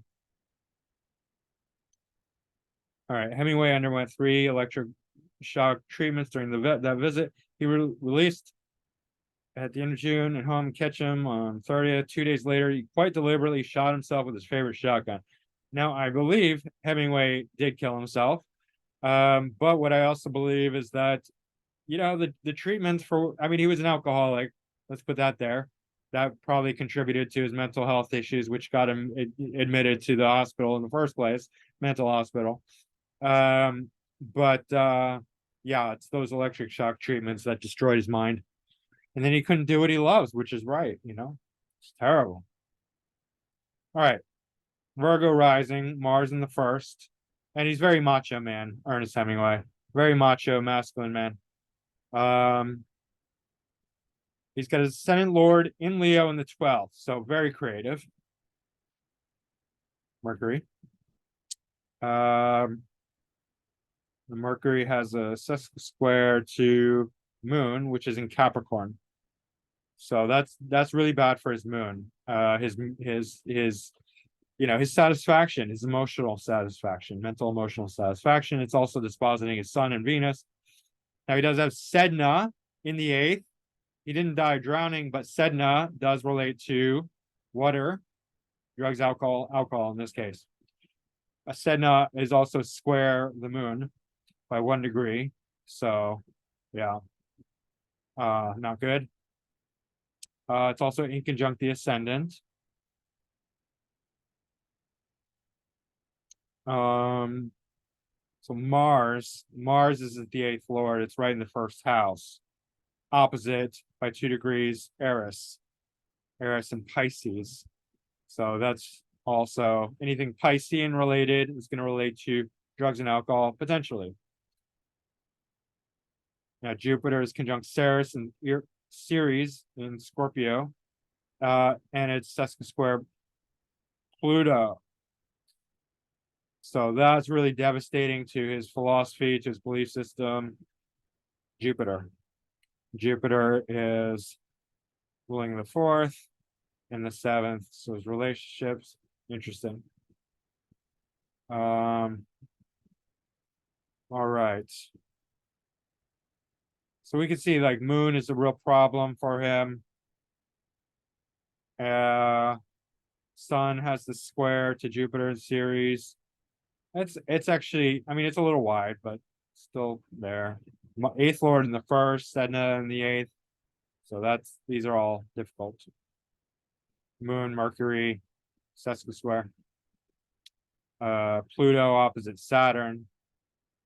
Saturn ruling fifth and sixth, dispositing the moon. That's just generally it's quite an opposition, not very good.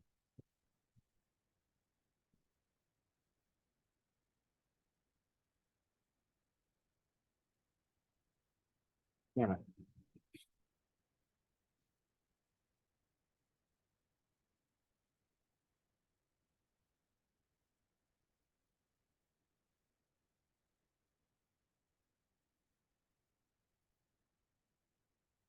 All right, July 2nd, 1961.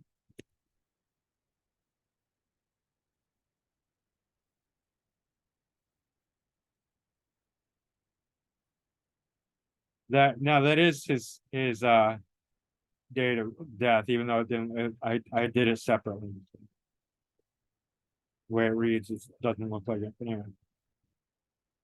All right. So we got Pluto 1 degree from the ascendant, along with Mars. Mars Pluto is a very difficult combination, conjunction, or anything. And we have North Node Uranus, shocks, accidents, sudden events. In the 12th, right over his ascendant lord, North Node Uranus, with the ascendant lord Mercury right in between those two. Right. So this is all quite devastating. Mars is the eighth lord, right? And it's conjunct Pluto and the ascendant. So that all this is really bad.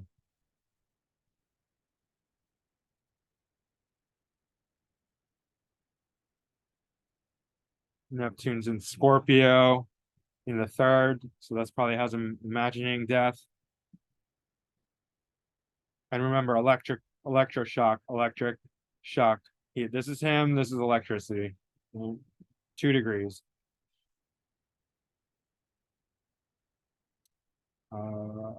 So anything else worth mentioning? Moon conjunct Chiron in Pisces. Pisces definitely wants to disappear, so that can come up with death. Part of fortune exactly conjunct Pluto. Famous death.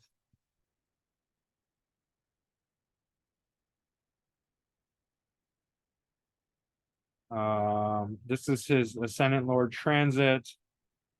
Anything going on here?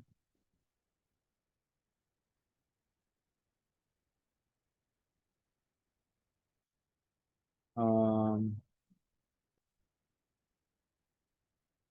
there's an inconjunct by 2 degrees to Uranus. So that's interesting. All right, let's look at the secondary progressions.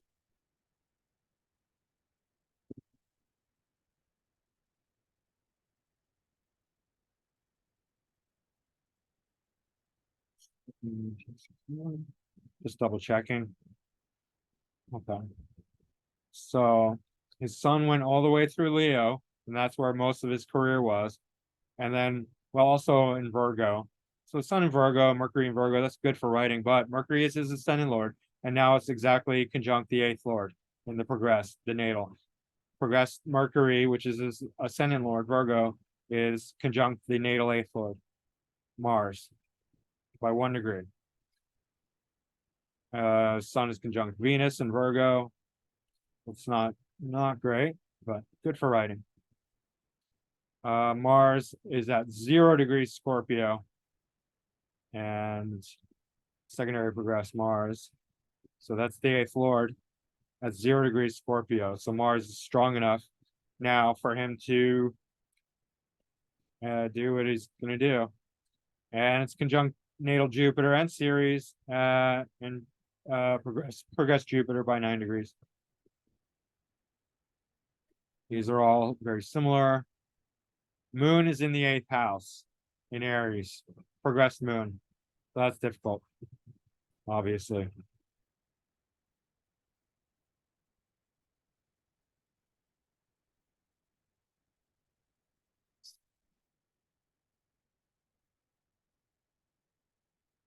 Anything else? No, I think that's it. Really, it's all here in the moon. This stuff. All right.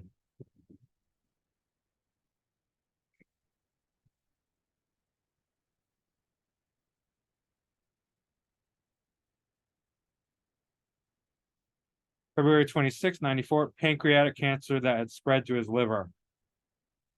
That's how he died. Bill Hicks. Love Bill Hicks. I love all of these guys, by the way. They're all great. But yeah, Bill Hicks is also great. All right. Libra ascendant with Venus in Sag conjunct Mars. Venus is also the 8th Lord, so that's interesting. But it's conjunct Mars and Mercury and Sun. Triple conjunction here.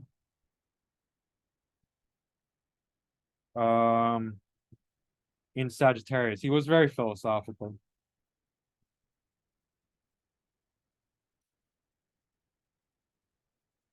Venus has an inconjunct to Ceres. Ceres is in the 8th. Ceres is opposite Neptune and Scorpio. Sedna is exactly square Saturn. So we also want to look to so Chiron is conjunct the 6th Lord. 6th cusp. So Jupiter is the 6th Lord in the 5th. And it's got a trine to the ascendant. There's no bad aspects on Jupiter. But Neptune, we could also look to. Neptune's in Scorpio. Neptune's in conjunct the moon exact and opposite Ceres in the 8th. So that seems, that and Chiron definitely points to some ill health. Chiron's opposite Uranus as well.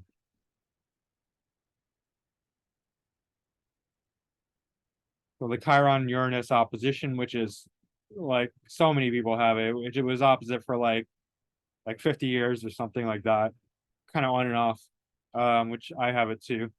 Depending on the axis and the sign, that's where you have big issues because Uranus is really going to harm, Chiron.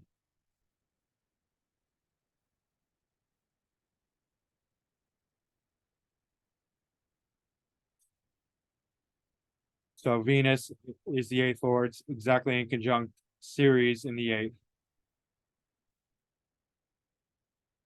And it's semi-sextile Neptune. And it's the ascendant Lord.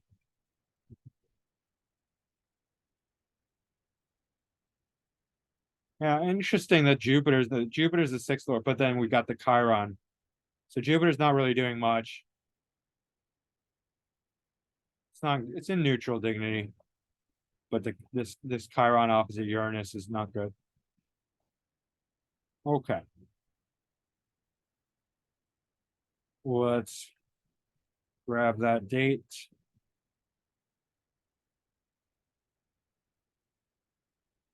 And look at the transits.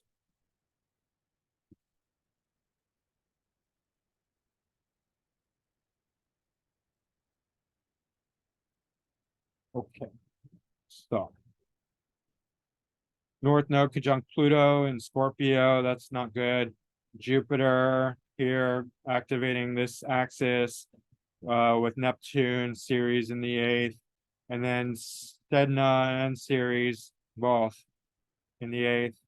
So Ceres has a quite physical, because it's, first of all, it's it's not an outer planet. It's a dwarf planet, but it's in bounds, so it's unique. Um, it's, I think, outside the realm of Mars. It's in the asteroid belt, if I'm not mistaken. So it has a very physical quality. Plus, it's feminine and it dealt with agriculture. So there's something very physical about it. So especially in Taurus in the eighth, it feels, that I can feel relates to Cancer. It's something very physical, right? And food related, I guess, especially with Neptune in the second. He smoked. He was a smoker, so that's big time related here. The Jupiter and Scorpio.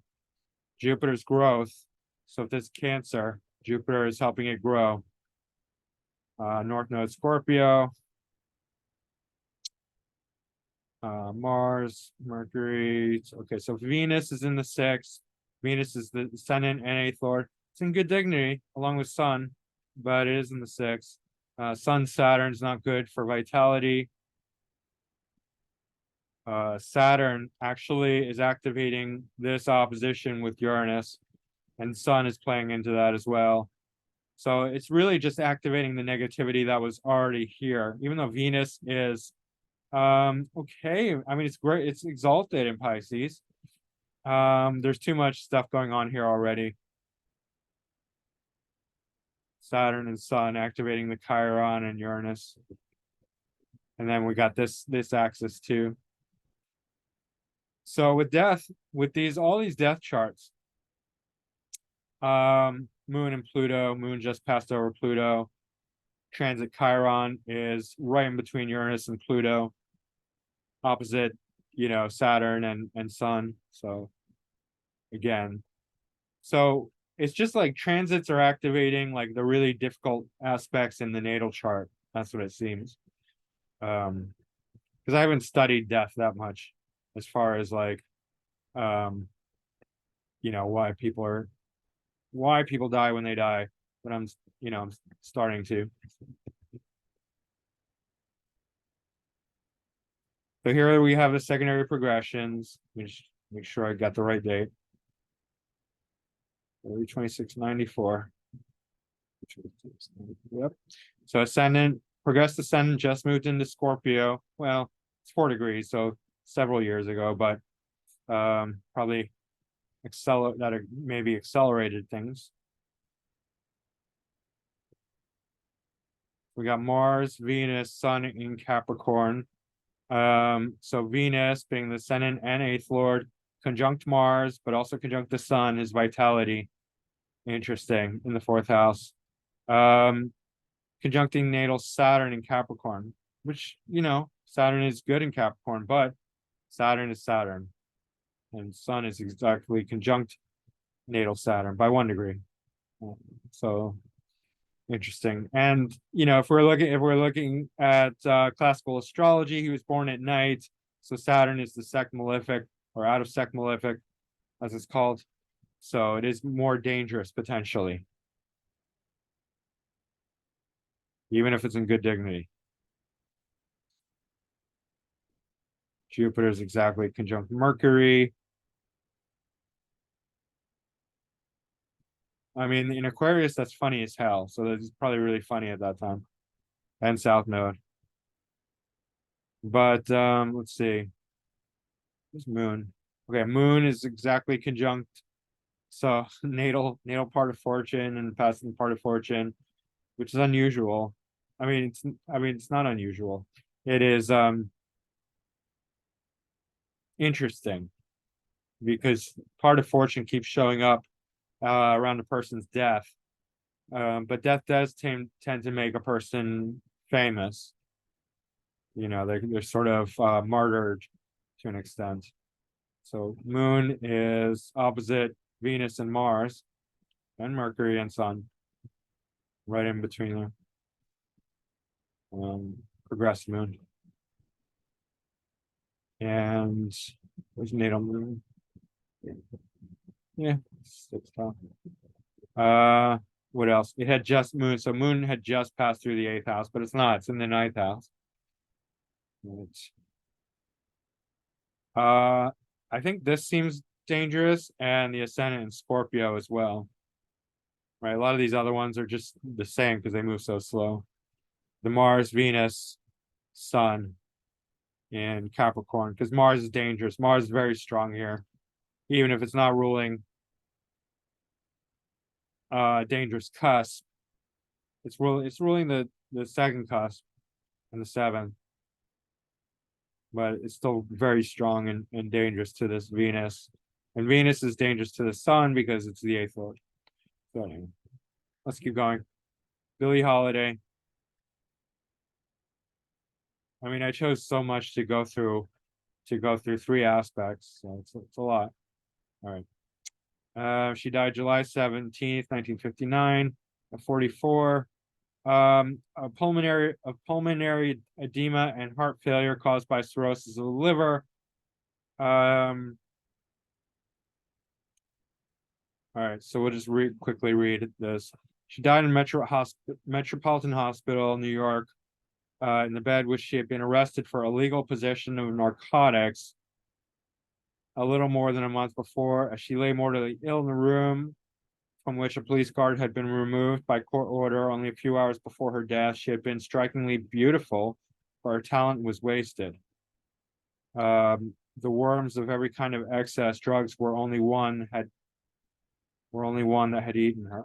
The likelihood exists that among the last thoughts of this cynical, sentimental, profane, generous, and greatly talented woman of 44 was the belief that she was to be arraigned the following morning. She would have been eventually, although possibly not that quickly. In any case, she removed herself finally from the jurisdiction of any court here below. Okay, so that was all a quote from somebody.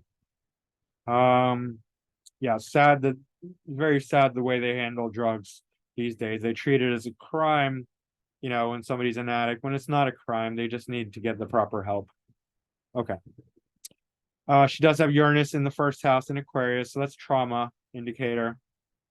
She got Moon in Capricorn in the 12th, so very difficult time expressing her emotions.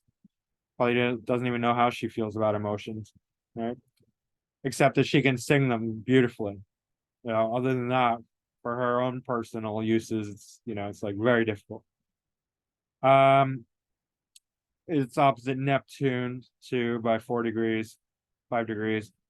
So probably, definitely a turning to drugs and alcohol for relief for a lack of ability to express her heart other than through song, right? In real life, of course, because music can express the 12th house, music and arts, right?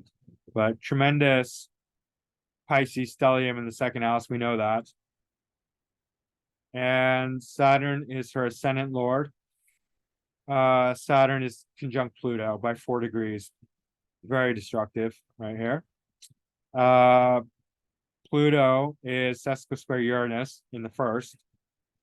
So that's also highly destructive. Mercury is the 8th lord. Mercury is conjunct Mars in Pisces. Mercury's in Pisces where it's debilitated and a detriment, and it's conjunct Mars. It's part of this whole stellium. Eris as well. Sun in Aries, conjunct part of fortune, which makes a lot of sense, but also Sedna, watery, drugs and alcohol, and Ceres, loss, right? Motherly loss is a big part of Ceres mythology. Okay, so this right here is quite bad, and this here as well. And 8th lord conjunct all these Pisces stellium planets. Let's look at transits.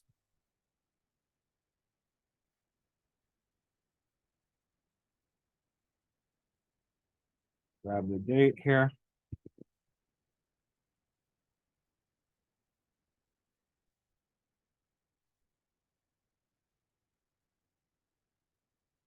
Just double check. July 17th, 1959. I double checked just because, like, I don't know, this software is quirky, and It would just be so wrong and such an embarrassment to read a wrong transit and try and make sense of it, you know. Plus, it's bad for my astrology because I don't want to input bad information, right? So I double check. All right. So tremendous seventh house stellium at that time. So okay, so here we have Sun in the sixth, conjunct Neptune, opposite Moon, right? And so that's going to be very difficult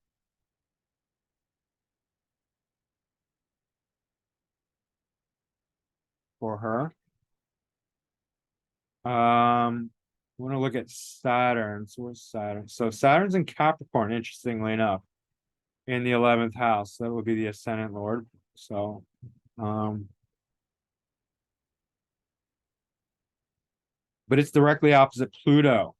So that is not good by 2 degrees. Yeah. Now where's Uranus? The Uranus is conjunct Mercury, the 8th lord, as well as Mars. And Pluto is conjunct Venus, where Venus is in poor dignity, pretty much conjunct the 8th cusp. Venus is ruling the 4th and the 9th. I mean, definitely the 4th is going to be quite harmful. In poor dignity, conjunct Pluto in the 8th cusp. That's quite bad. And you know, Uranus could be considered a secondary ascendant lord with Aquarius rising, and it's conjunct the 8th cusp, 8th lord in Leo. So yeah, we see the Saturn opposite Pluto, Sun opposite Moon, natal Moon, and conjunct Neptune, and then all these planets, which is quite bad, quite difficult. North Node conjunct transit Chiron, maybe is a thing. But Mars is opposite Chiron. So that's okay. Let's look at the secondary progressions.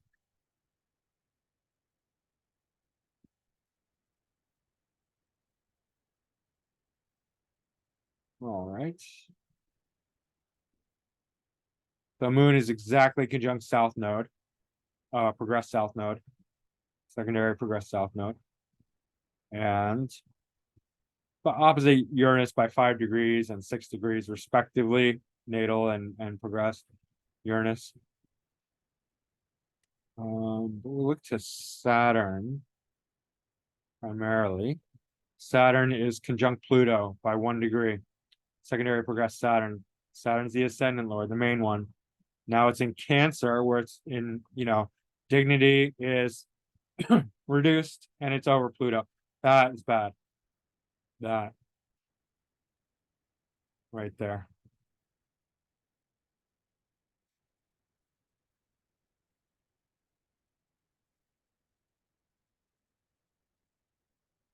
Mars conjunct Venus and Aries and Ceres. So there's probably other things we could look at. Jupiter still in Pisces. Progressed ascending conjunct Sedna. Not good. Okay. Let's keep going. Whitney Houston, another one. These are also tragic. All right.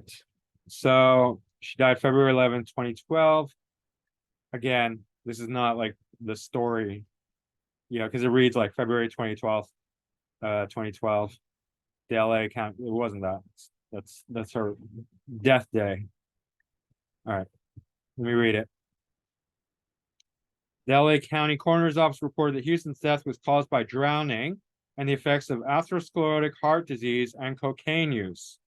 Interesting. The office said the amount of cocaine found in Houston's body indicated that she used the substance shortly before her death.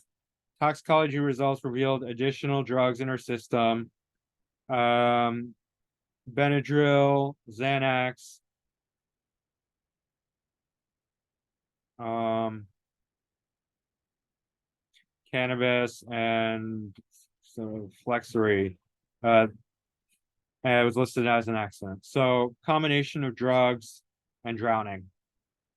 We see Mars in poor dignity in Libra here, along with Ceres in Libra. But we don't see, well, we do see Neptune in Scorpio in the ninth. We do see Chiron and Pisces in the first house with Pisces rising. So there's definitely a lot going on. And Chiron is opposite Pluto. Pluto's conjunct Mercury and Uranus. So Venus is the eighth lord, Jupiter is the ascendant lord. So Venus is conjunct the sun. So sun conjunct eighth lord Venus in the sixth, where sun is strong, but it's still conjunct the eighth lord. And then Jupiter is in Aries conjunct the moon. Jupiter stationary. Yeah. It's the ascendant lord. And Jupiter, ascendant lord, conjunct Sedna, which is really interesting considering she died of drowning. Sedna.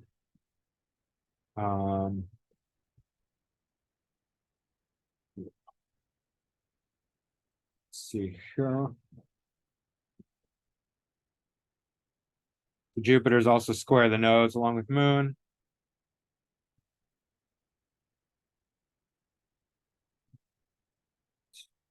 Venus, the eighth lord, is square Neptune in Scorpio. So definitely an issue with drugs and alcohol. Venus is what we love, and it's the eighth lord. It's destructive already. Neptune in Scorpio definitely points to drugs and alcohol. And then Mercury conjunct Pluto, her relationships are going to be pretty destructive. Mercury's in Virgo, conjunct Pluto and Uranus. It's also the fourth lord, so definitely issues around things probably happen. I have no idea, but abuse when young, abuse from family, trauma, and abuse, both indicators. Okay, let's look at the transits.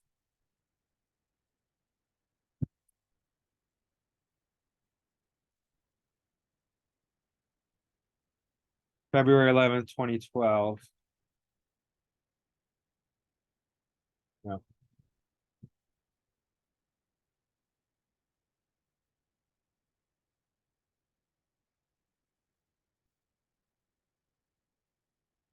February 11th, 2012. Okay.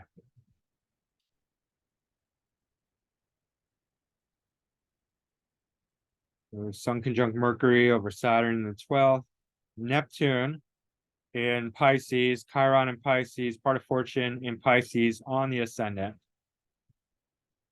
All right, moving into the ascendant. Uranus conjunct Venus, Venus being the eighth lord.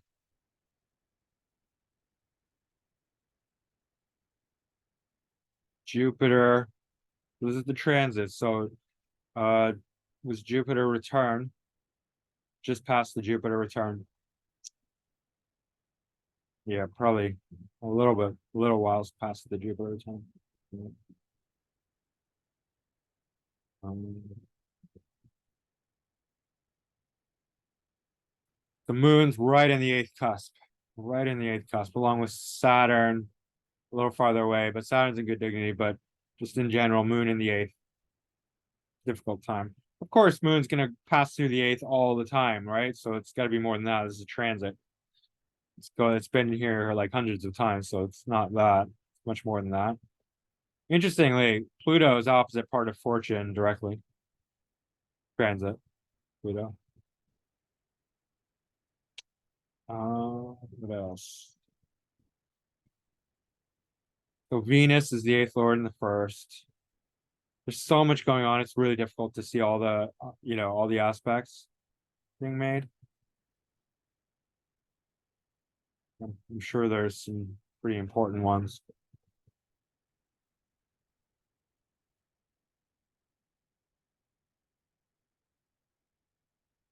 Okay, Chiron is directly opposite natal Uranus, transits Chiron, along with part of fortune.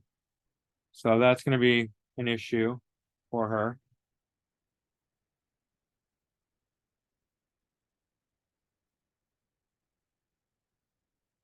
All right, let's look at secondary progressions. I don't, other than the moon, I'm really not really sure. So Jupiter.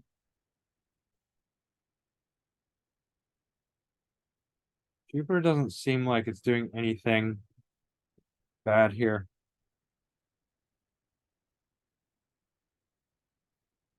The Venus Uranus series in the first. That's going to be dangerous. And Neptune, Chiron, conjunct the ascendant.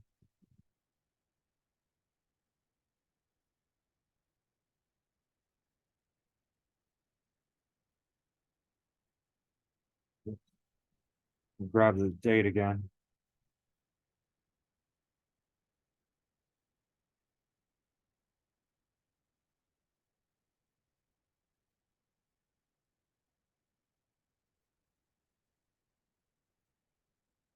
Now we're looking at progressions.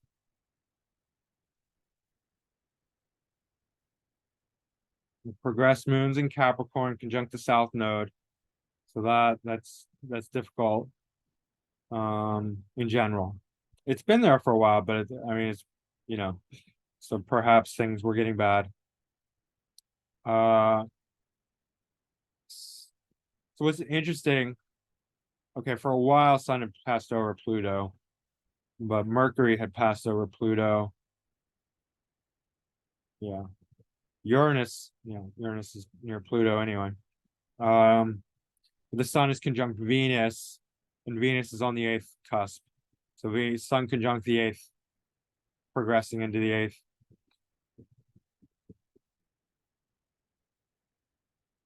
And I thought about this chart before because I think I saw it previously, but probably after it passed through Pluto, the Sun, I'm saying, is when she started to become more experimental with things like drugs.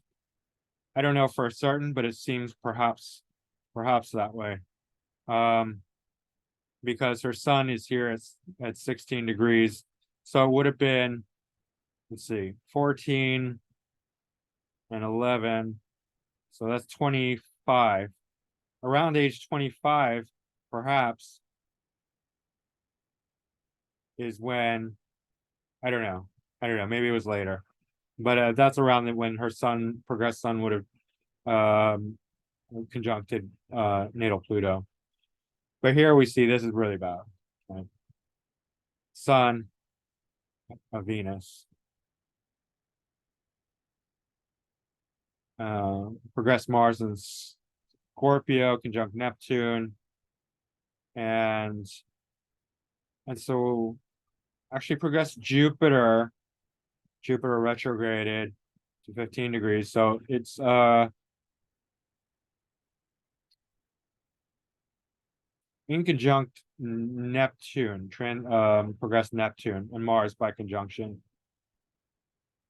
So that's probably not great.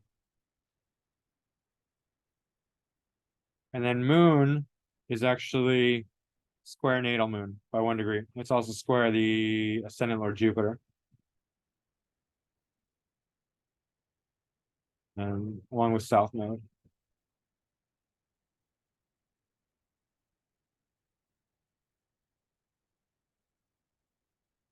Yep. Yep. Yeah. Yep. That's not good. All right. Okay, so that's Whitney Houston, Michael Hutchence of In Excess. All right. November 22nd, 1997. Police reported that Hutchence was found in a kneeling position facing the door. He'd used his snakeskin belt to tie a knot on the automatic door closure at the top of the door and had strained his head forward into the loop so hard that the buckle had broken. After an autopsy,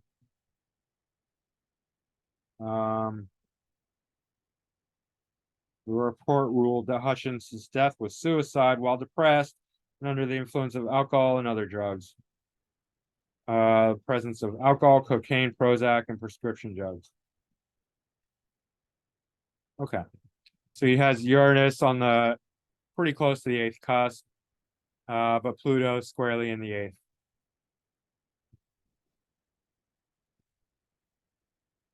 Sun on the 0 degrees Aquarius in the first. Saturn is in domicile in Capricorn. It's the ascendant lord, but it's in the 12th conjunct Mars. Mars and Saturn is very difficult. Mars is exalted, but difficult for Saturn. So that's a strain on Saturn for sure. That's a strain on his ascendant lord. And Saturn is also conjunct Ceres, which can't be great, right? I'm not saying it's not always great, or not good, but I don't know. It doesn't seem to be, especially with Mars here. It's going to add to things. Mars is trine Pluto, so it's bringing that eighth house Pluto conjunct. No, by trine, exact. Moon and Neptune are both in Scorpio in conjunct Eris. That's difficult. Moon is debilitated in Scorpio.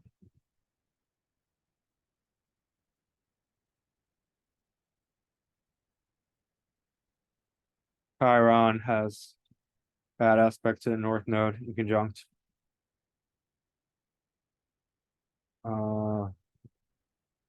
Heart of Fortune and Sedna are square Mercury in the ascendant. Interesting. The Sun is the ascendant lord. It's right in the first house. Or sorry, Sun is the eighth lord in the first house. So that we'll look for that trigger in the transits.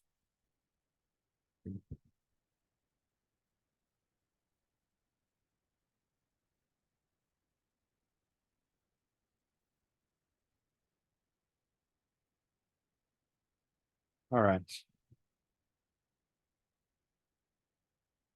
So we do see Neptune exactly conjunct Mercury within 1 degree of the ascendant. So depressed, suicidal, perhaps with Neptune here. Also Uranus, accidental in the first house, 5 degrees from the sun. All right, sun being the eighth lord, so it's triggering it along with this Neptune. All right. Of course, this is also going to be an issue. And then Chiron's transiting over Neptune, Moon, and Scorpio. Sun is conjunct Pluto by 5 degrees in Sag. So, I mean, there's more. There's obviously more than one way. It's also square natal Pluto. Pluto square Pluto. Pluto's in the eighth. Moon's in the eighth, right above Pluto. Wow. Yeah. I mean, does not seem good, right? Does not seem good. And then Mars also in Capricorn exalted, but over natal Saturn, and Venus is conjunct in Capricorn also. Venus conjunct Ceres, 5 degrees from Saturn. But it's in the 12th. So that's just like, the 12th house is whatever you believe it to be. So if there's a lot of 12th house activation, which there is both natally and in transits, if he's depressed, it's just going to amplify that. If he's depressed and suicidal, here, Moon, Pluto in the eighth, Pluto, Neptune, and Chiron, Scorpio here, Sun, Pluto here. Oh, it's not good. Uranus, Sun. All right, let's check the subsidiary, the progressions.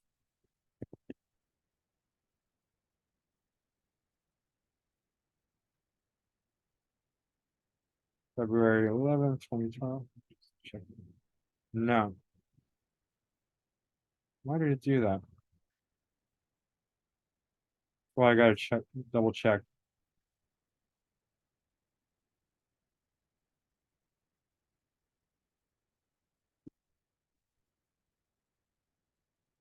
Why is it not?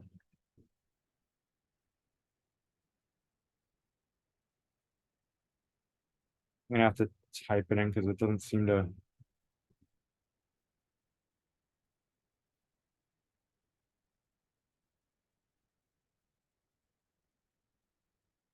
Were the transits right?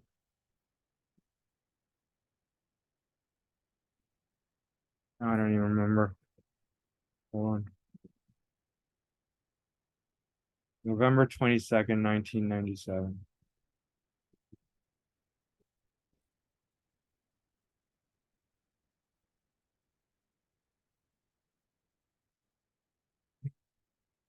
That's why this software is buggy. I'll tell you that. Like I have to go over the dates to make sure like it does. It'll always mess up the time. So it's weird. Wonder if I got the trend. I don't know. I don't know. I'm not even now. I'm doubting if I got the transits right because I wasn't. I'm not sure. All right.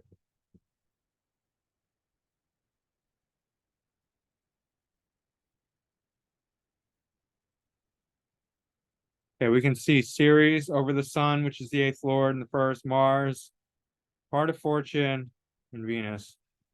Well, Venus is not bad, but all these other ones are seriously activating the eighth lord on the first house. The secondary progressions. Sun's in Pisces, South Node Mercury in Pisces, Moon has just moved into Aries, and it is in conjunct natal moon, progressed moon, natal moon.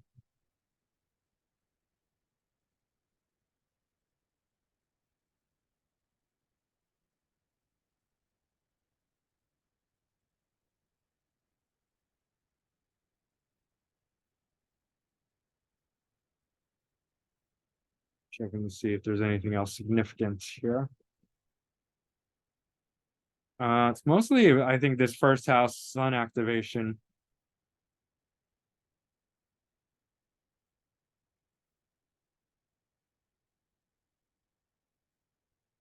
All right.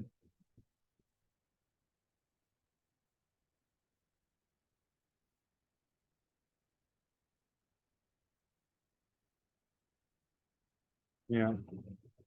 November 22nd. Yeah. So I did look at the correct transits. Okay. All right, let's move on. Steve Irwin. Now everybody loves Steve Irwin. I don't know. Never heard of a single person who's like, ah, fuck Steve Irwin. If anyone's like, cursing Steve Irwin, stay away from them. Because he's like universally loved by everyone. All right, September 4th, 2006. He was pierced in the chest by a short tail stingray barb while filming in the Great Barrier Reef. Um, the stinger penetrated his thoracic wall, causing massive trauma. Very sad. He was certainly a gift to animal lovers and I think all of humanity, really. He's just super positive and talented and literally understood animals in a way that not that many people do. I mean, very few people. Although there are a lot of animal lovers, but still, anyway. All right, Saturn is his ascendant lord, and I mean, you can say Moon is the eighth lord, but we could also look at the Sun because it's the eighth whole sign house. The Sun's in Pisces, Moon's in Virgo. So if we take Moon to be the eighth lord, well, first of all, Pluto is conjunct the MC. So he did die very publicly. He died filming for his TV show, right? And in fact, Pluto in Virgo retrograde very much describes his career because Virgo, the sixth house, Virgo is the natural ruler of the sixth house, so it's relating to animals. And it's retrograde, showing that his way of dealing with animals was completely unorthodox, completely his own. And the Pluto element represents the dangerous quality of dealing with things like, crocodiles and stingrays and all the animals that he dealt with. He was fearless. Absolutely fearless. That's very much Pluto. Right. Pluto's in a T-square with part of fortune in the sixth house. Right. But it's also this Pluto relating to his death. And then eighth Lord Moon in the 10th house, also in Virgo, relating to animals. North Node and Uranus are widely conjunct, but still also pointing to something very shocking, unique, and different, especially retrograde. Let's see, Mercury. Mercury is ruling the sixth whole sign house. So that's interesting. Sun or Saturn, the ascendant lord, conjunct Mercury, sixth lord. Sixth whole sign lord. Okay. South node Mars, very physical. And Jupiter, very wise. Sun conjunct Chiron and Venus in Pisces. High level compassion and extremely unique.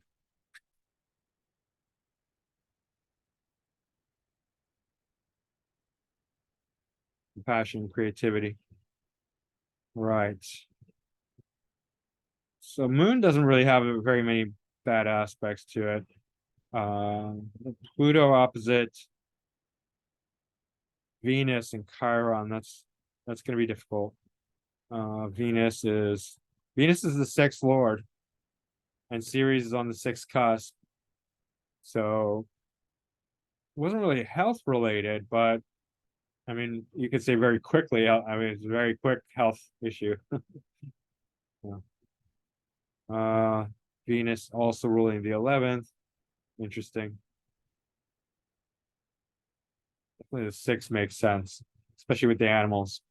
Venus, Chiron, sixth lord conjunct Chiron in Pisces. Just loving all the unique, weird, strange animals. All of them. All right, let's look at the transits.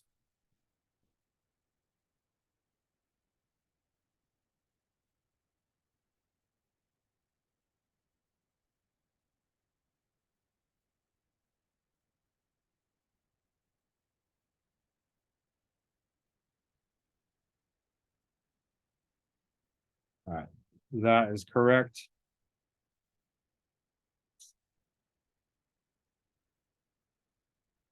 All right, so we can see Pluto is in the 12th.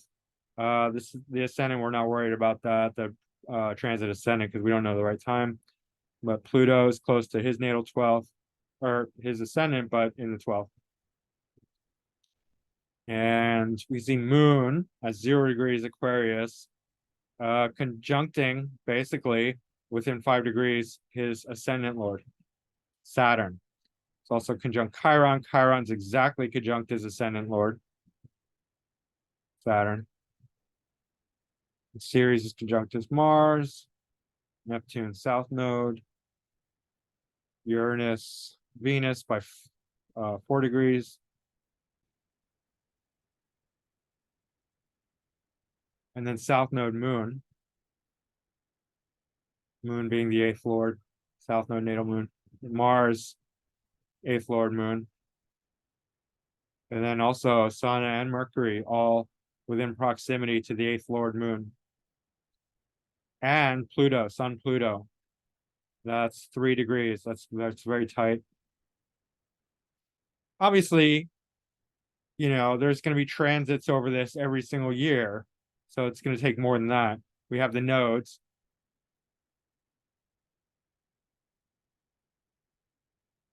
We got Jupiter exactly conjunct Neptune and Scorpio.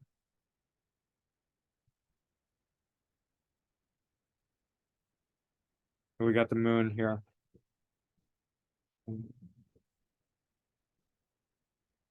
Neptune south node. I don't know if that's related.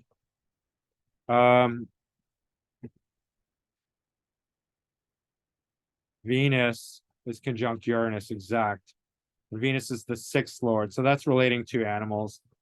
It's Uranus, so that's like, the sudden strike of the animal. Saturn, it's the ascendant lord. Transit Saturn is conjunct the north node in Leo, so it's not in good dignity in Leo, and it's not. It's yeah. Ninth house. So it's not like it's in the eighth house or anything, but Ninth house conjunct natal north node. And then, yeah, Venus conjunct Uranus. That's not good, obviously. And all these planets conjunct, all these planets in Virgo with the sun conjunct Pluto. All right. Let's check out secondary progressions. Let me just check this. Chiron square part of fortune. I don't know about that.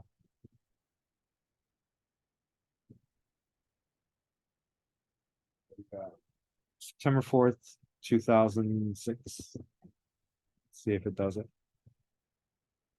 September 4th, 2006. Yep. Okay. I have to pause for a second. I'm back. Okay. So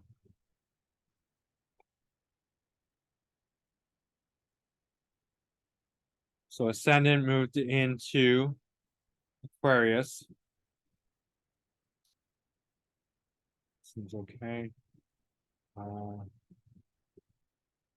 Moon's in Taurus, but it's conjunct Ceres. So Moon's the 8th lord. It's conjuncting the 6th cusp. So it's moving into the 6th house. It's a little, not too far. Not fully in there yet.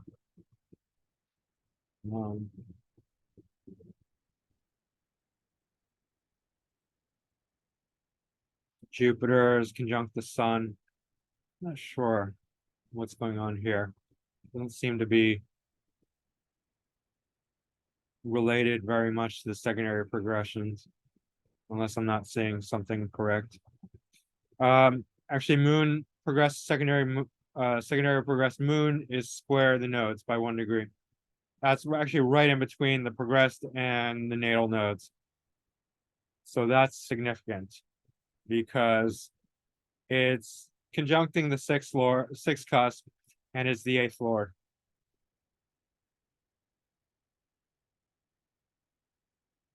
Saturn has moved into an exact in conjunction with Pluto. See that?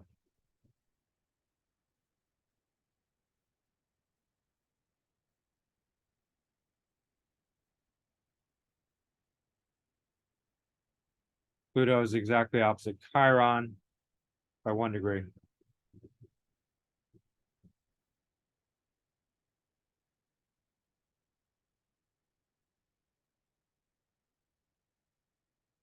Actually, right in between secondary progress and natal Pluto.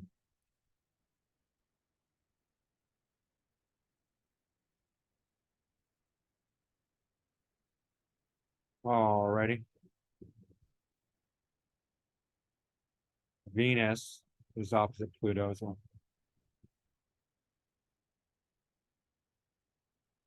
Anything else? The Saturn in conjunct Pluto is quite devastating because Saturn's the ascendant lord. And then Moon square the nodes. Let's keep going. MJ.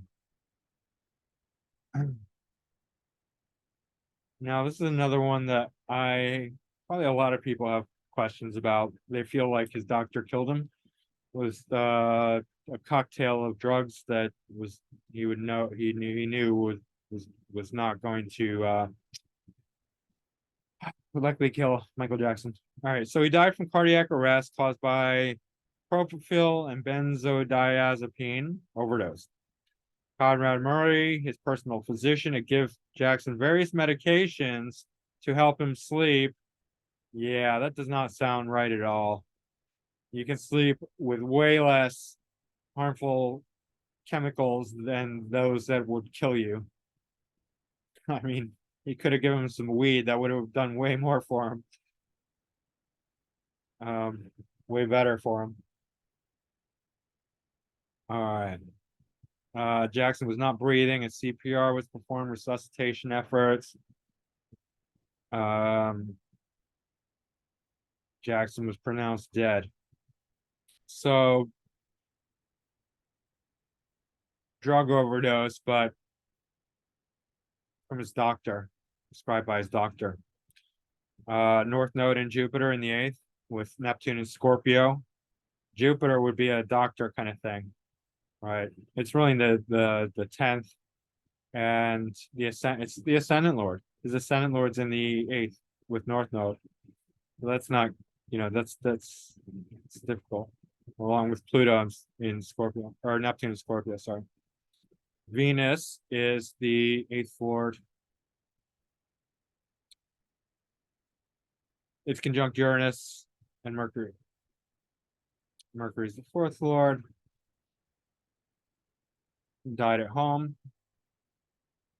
Pluto is conjunct the sun, and Pluto is widely conjunct Ceres in Virgo. Mercury, Sun, mutual reception by sign. Interesting. So Neptune, both his ascendant lord co-rulers are in the 8th. And then Moon's in the 1st. Moon's ruling the 5th. That's for entertainment. The Moon opposite Ceres. That does point to loss. And hardship, difficulty, challenges.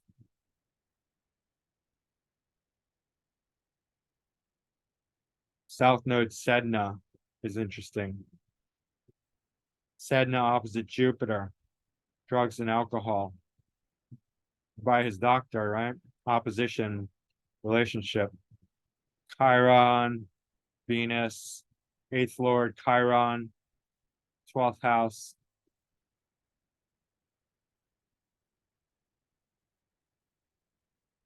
Uranus.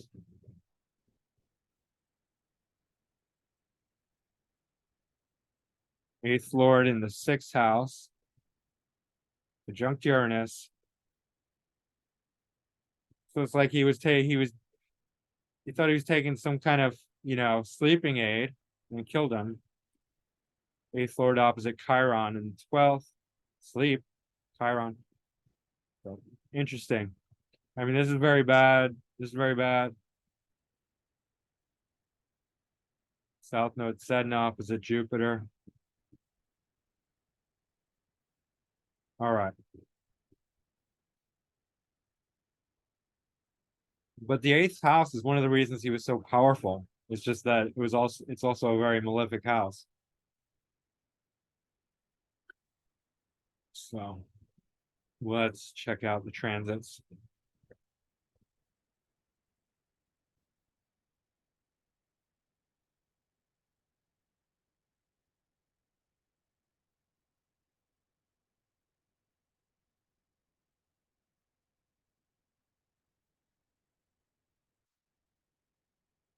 June 25th, 2009. So ascendant Lord Jupiter is exactly conjunct Neptune and Chiron by 1 degree in the 12th. So that's loss. Pretty creative, but it's also lost. Uranus is in the 1st. Accidents do happen, especially with Uranus around. Mars conjunct Venus and Sedna conjunct natal Mars. Sun in Cancer, the 4th. So Venus being the 8th lord, conjunct Sedna, drugs, alcohol, conjunct Mars. Mars is 2nd lord, consumption. So that's interesting. As well as 9th lord, doctor. 9th house deals with experts and stuff like that. Professionals, people with 3 letters after their name.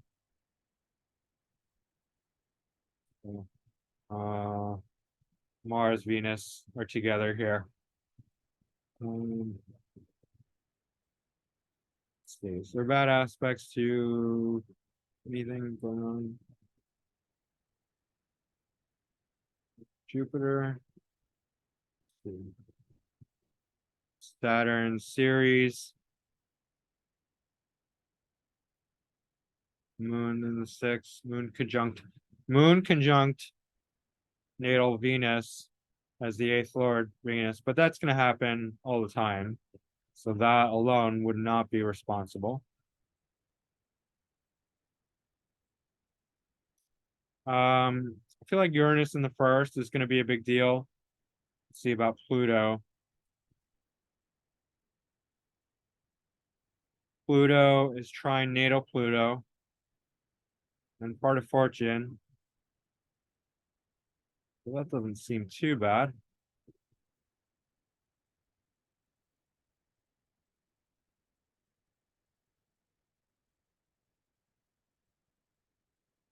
Jupiter is trine Jupiter by 2 degrees, natal Jupiter.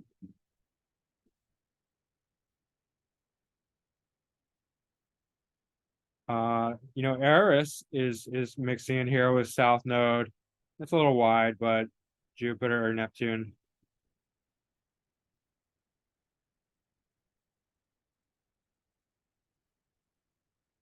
Interesting.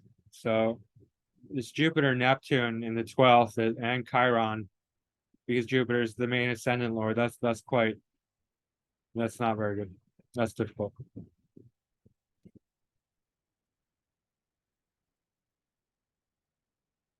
Yeah, I'm not sure what the exact trigger is. Yeah. Mercury square moon. But that happens all the time. Saturn conjunct Ceres. I don't know. I mean, I think like the 12th house and Uranus, Pluto doesn't really seem to be doing anything here. I mean, it's trying its natal Pluto. And maybe that's activated because Pluto's sun. So maybe that is relevant. And part of fortune is conjunct Pluto again. That's really interesting. Part of fortune relating to his death. And Mars, Venus as well. Just Mars being the 2nd house lord. Venus conjunct natal, Mars as well. And Sedna, watery grave. Not necessarily literally, but figuratively. Drugs and alcohol. All right, let's look at secondary progressions. June 25th, 2009. June 25th, 2009. All right. So Moon has been in Capricorn for a little while. There's secondary progressions, so it's kind of difficult. And then we do see a whole bunch of 8th house activity here. Jupiter's in Scorpio. Mercury, they had just passed over Neptune. Sun, North Node, Venus, all in the 8th house, along with Ceres. So there's this whole activity, which is really going to be very difficult for him. Uranus is very close, much closer to natal Venus, which is the 8th lord. So that's activating the 8th lord. We see the ascendant in Gemini along with Mars. But it's square Pluto, and that's probably the real danger. Both progressed ascendant and Mars. Mars being the 2nd lord. So the things that he's putting in his mouth. And so, yeah, that's it. So we see Moon, we see this whole 8th house stellium, Neptune, Venus, and then ascendant, progressed ascendant, Mars square Pluto. Yep. Exactly square progressed Pluto. All right. So those all seem quite devastating. Yeah, then also the Sedna is playing into it, opposition. All right. It's MJ. King of Pop. Now we go to another icon, Mr. Bruce Lee. Okay. I'm not going to read his, I'm just going to read the death part because so he died July 20th, 1973. He collapsed during automated dialogue replacement session for Enter the Dragon, the Golden Harvest Film Studio. because he was having seizures and headaches. He's immediately rushed to Hong Kong Baptist Hospital, where doctors diagnosed cerebral edema. Later, Lee complained of a headache, and he gave him the painkiller Equagesic, which contained both aspirin and tranquilizer meprobamate. He went to lie down for a nap, and then he didn't come for dinner. Came to apartment. He was unable to wake him up. Doctor was summoned and spent 10 minutes attempting to revive him. They went to the ambulance, and then he was declared dead on arrival at age 32. So they think he died from an allergic reaction to the tranquilizer meprobamate, which is described as an ingredient commonly used painkillers. It may have been caused by overexertion and heat stroke. They theorized it was not considered at that time. It was a poorly understood condition. Furthermore, Lee had his underarm sweat glands removed in late 1972 in the apparent belief that underarm sweat was unphotogenic on film. That's terrible. Probably further theorized that this caused Lee's body to overheat while practicing in hot temperatures, resulting in heat stroke that exacerbated the cerebral edema that led to his death. And I think there's one more hypothesis. And concluded that his fatal cerebral edema was brought by hyponatremia, an insufficient concentration of sodium in the blood. There were several risk factors, including excessive water intake and insufficient solute intake, alcohol consumption, and the overuse of multiple drugs, which impaired the kidneys to excrete excess fluids. Prices of will also found in closely matched cases of hyponatremia. Okay. So anyway, there's all that. So Sun conjunct Ascendant, Jupiter conjunct Saturn, in the 6th, with Uranus on the 6th cusp. Moon is the 8th lord. It's in Scorpio conjunct Mars. That's not good. And then 8th lord in Scorpio conjunct part of fortune. Again, Mercury as well. And both Mars and Moon are opposite Jupiter and Saturn. Saturn's ruling the 2nd and 3rd. Jupiter's the ascendant lord. Jupiter is opposite the 8th lord, plus also very dangerous Mars. And this Venus is also not in good dignity. Mars is very dangerous. So, yeah, 6th lord not in good condition. There are also a lot of theories that now I have no idea. I wasn't there. I can only tell you what I've heard, and that there was foul play involved and that he was murdered. But that's neither here nor there. I don't have any way of knowing if that's true or not. I can only look at the chart and tell you what I've heard. Jupiter's the ascendant lord. It's conjunct Saturn. Not great for Jupiter, but I mean, Jupiter could probably handle that okay. And then opposite Moon, Mars, Venus. Mars ruling the 12th and the 5th. Interesting. What could I say? Dangerous nonetheless, right? Uranus opposite Ceres in the 6th and 12th. Venus also part of it. Huge Scorpio stellium. And then the Mars square Pluto, Chiron, Venus, Chiron square. All right. So anyone who has this, there are several people. I think Oprah's one. Hillary Clinton, similar. No, she has Mars conjunct Pluto. That's right. Yeah, don't be fooled by these people. Right. If they're not expressing this violence up front, it's violence behind the scenes. You know what I mean? Like Not fooling me or anybody who actually understands astrology. Anyway, yeah. So I mean, obviously, this is all very dangerous, right? Ascendant Lord opposite the eighth Lord, Mars, Venus, Moon in Scorpio, Mercury series, part of fortune. Anyway, it all looks very bad. Let's see the transits.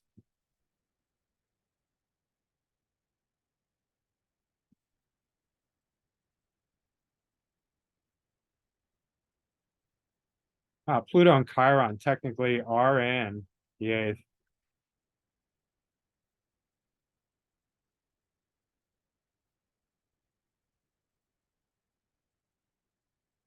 And Pluto even has a wide square to Jupiter by 3 degrees.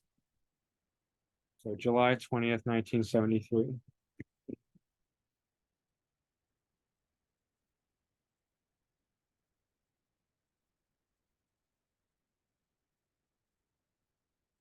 July 20th, 1973. Okay. Neptune over the sun. That definitely relates to drugs, alcohol, so Ceres, malefic. All right. Jupiter's in Aquarius, 8 degrees, but it's square, natal and Jupiter and Saturn. And it's pretty much opposite natal Pluto by 4 degrees. And square right in between Mars and Moon, Moon being the eighth lord. Mars in Scorpio just being a very, very dangerous element. Jupiter's the ascendant lord.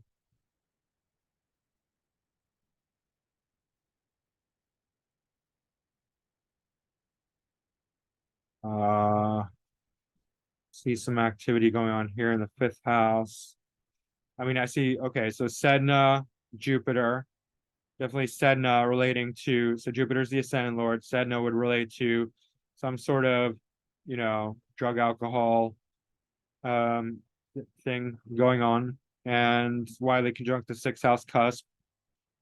Mars, Sedna, along with Chiron, Mars, Chiron, Eris over Sedna. So we definitely see like potential for drug alcohol relation. So Sun, Mercury, and part of Fortune, all in the eighth house, along with South Node, conjunct by 3 degrees, 4 degrees. So yeah. Um,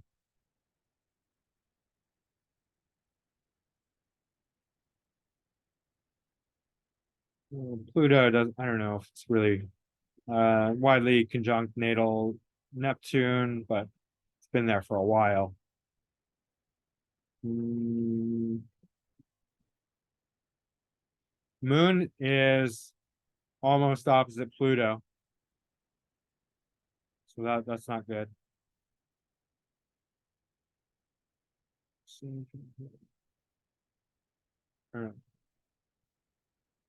Yeah, Jupiter, where Jupiter's getting involved in this mix, like I said before, opposite Pluto, Chiron, square Moon, Mars.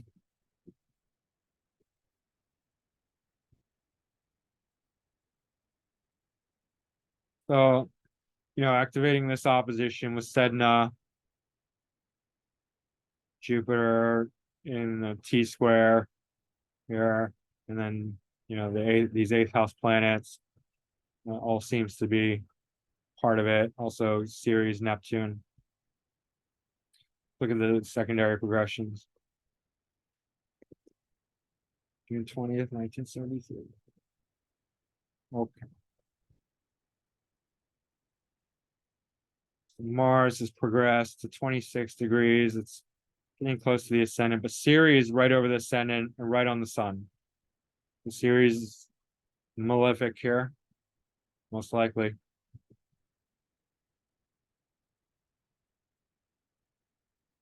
Progressed ascendants in Capricorn. Moons in Capricorn, progressed moons in Capricorn. That's the eighth lord. It's in the second house. So consumption.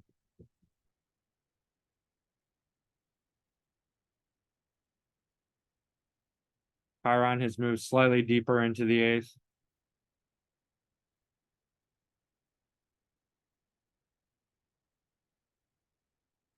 It really just boils down to a lot of these planets, I guess.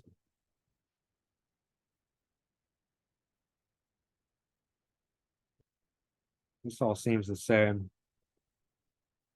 Yeah, moon in Capricorn is not good.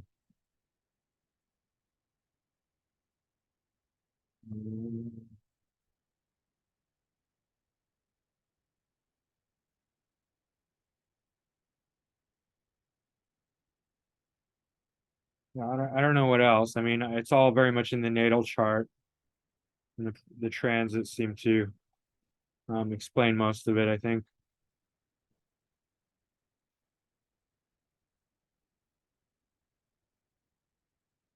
And trine Neptune doesn't seem to be too bad. It's moon in Capricorn. Jupiter has moved even more into square with Pluto. So that's interesting. And opposite Mars.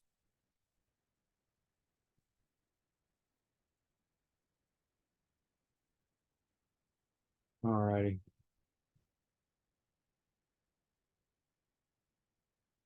All right. Let's go. Keep going. Almost there. John Lennon. All right. John Lennon was shot by a fan. Lennon autographed a copy of Double Fantasy for Mark David Chapman before leaving. After the session, Lennon returned to Dakota. They walked away. Chapman then shot Lennon twice in the back and twice in the shoulder at close range. Okay. Not surprisingly, as Sedna exactly conjunct the ascendant.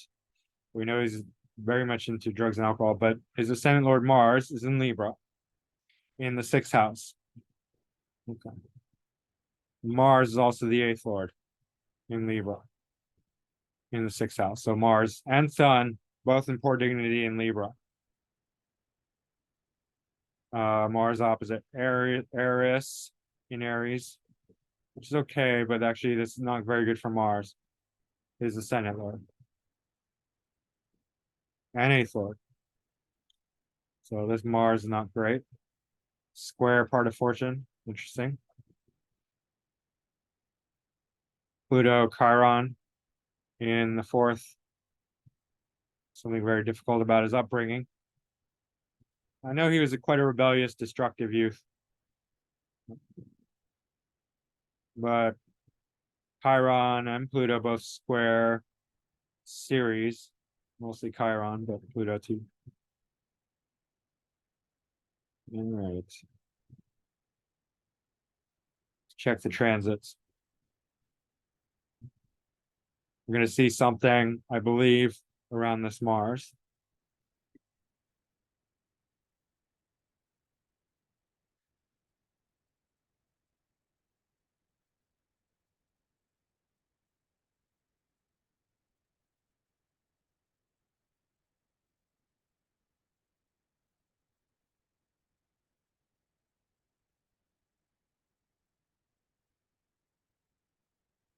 December 8th, 1980. Yep.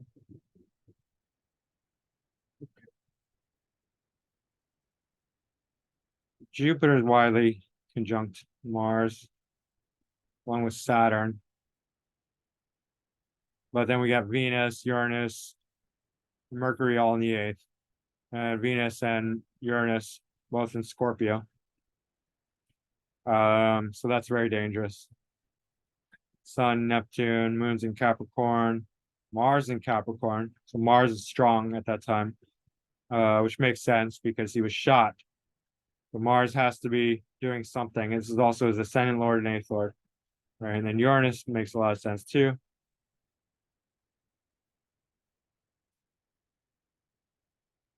Mars is exactly trine Jupiter and Saturn in the first or second, conjunct the second cusp. Chiron.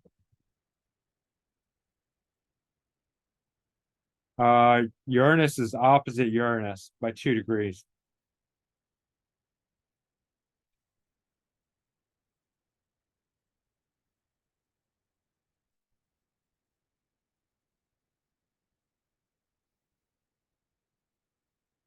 Pluto's in the seventh, killed by a fan.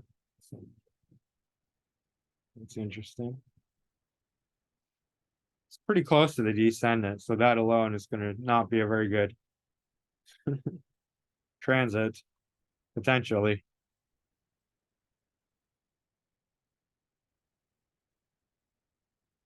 What else? Moon's in Capricorn, square Mars. That's not good.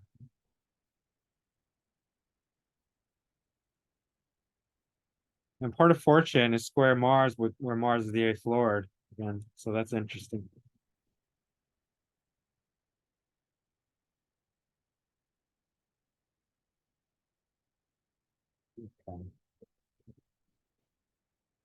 Difficult to see everything that's going on once again.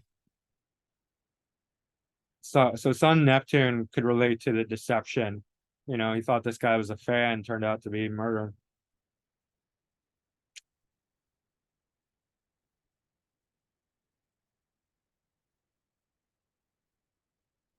I can't see anything else right this moment. No, not the ascendant. Ascendant, it's not, it doesn't count.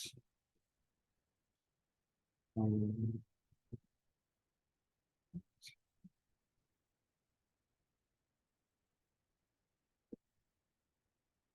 December 8th, 1980.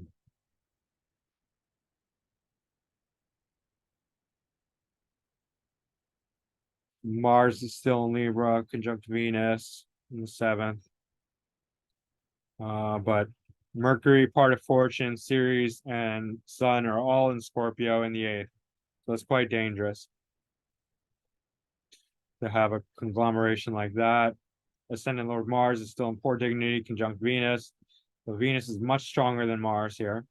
So Venus is the seventh Lord. That's Yoko Ono. So she's strong, he's weak.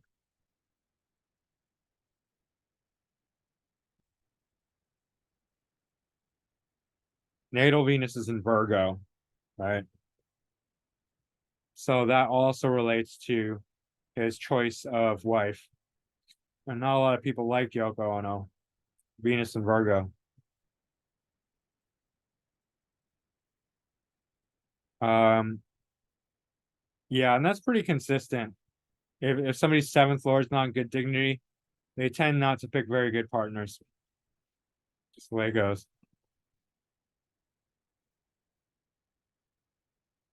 Did I talk about this? Moon opposite Pluto? I don't know. The moon's opposite Pluto and Chiron. Now, progressed moons in Cancer doesn't seem to be doing bad here, but it's square this Eris South node, and right in between the two, and square Mercury. No, it's trine Mercury. Sorry.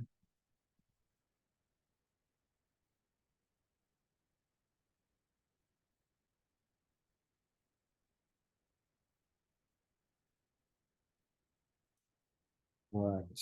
Uh, progressed ascendant is square Neptune.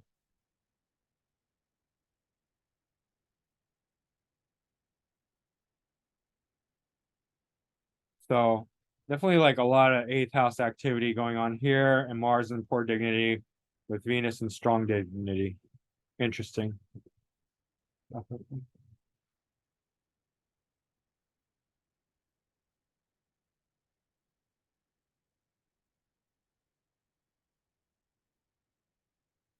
Right. I don't see anything else worth talking about.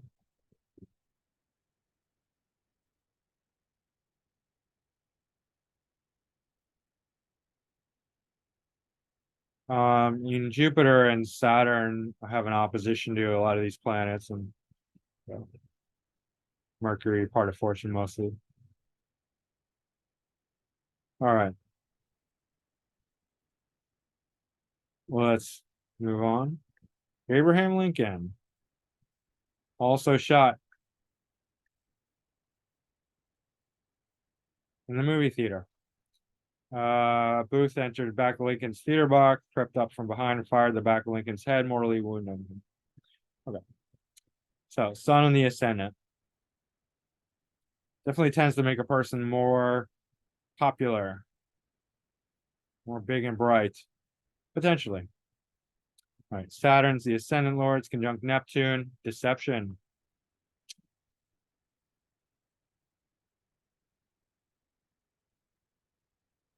Mercury is the eighth lord.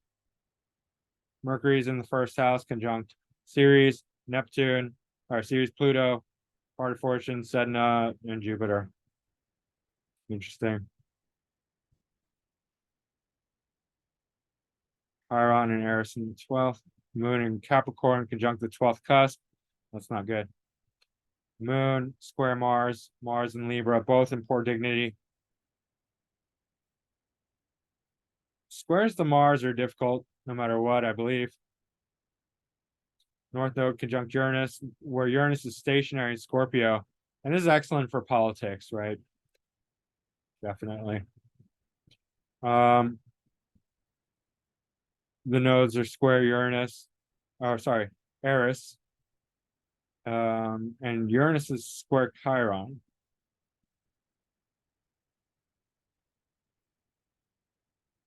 Let's see. Mercury, so the eighth lord's in the first. That's really, and it's conjunct Ceres and Pluto.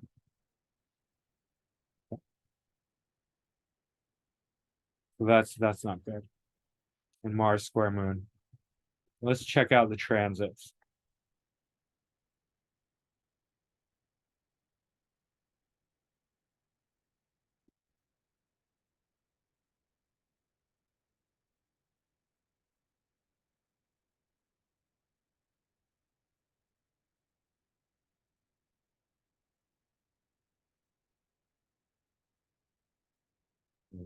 April 15th, 1865. Let me just double check. 1865. Yes, that's correct. Okay. So we do see Eris is here activating the eighth lord Mercury in the first, along with Chiron.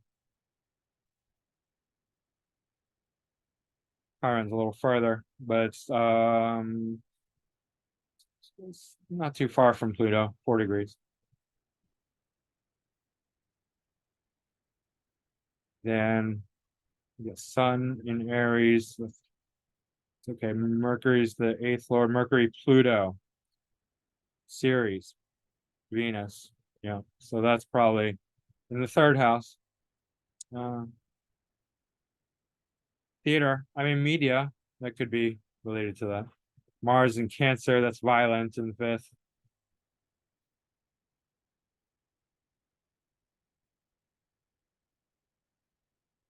Also, Saturn's the ascendant lord. What's going on here?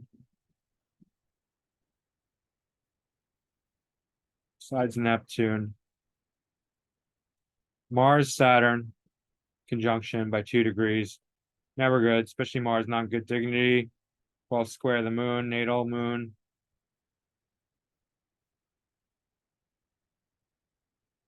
Moon ruling fifth and sixth cusp. That's 6 whole sign house. Causing Mars. Mars trine Uranus.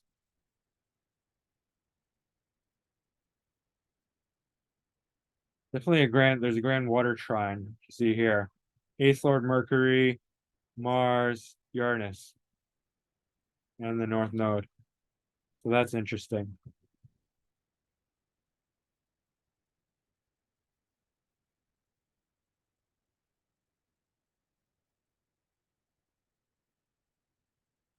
And then Mars seems to be sesquisquare, the sun and the ascendant in Cancer.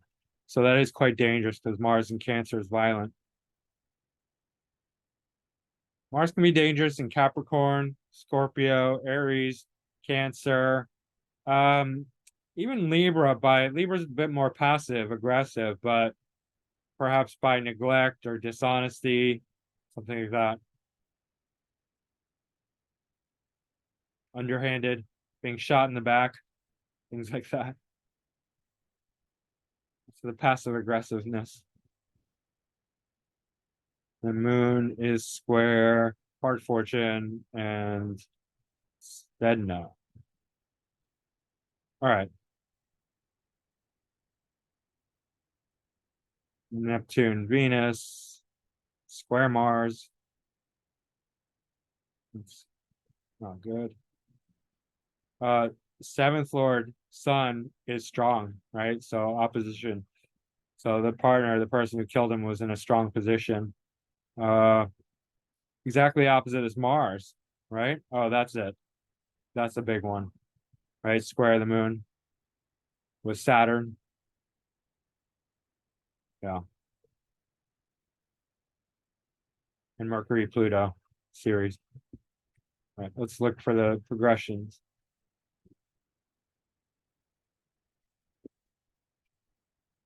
April 15th, 1865. April 15th, 1865. All right. All right. So moon is conjunct Chiron and the ascendant by 5 degrees. Also, he's pretty much approaching a new phase of his life because it's a progressed new moon. Moon conjunct natal sun by 5 degrees, 6 degrees.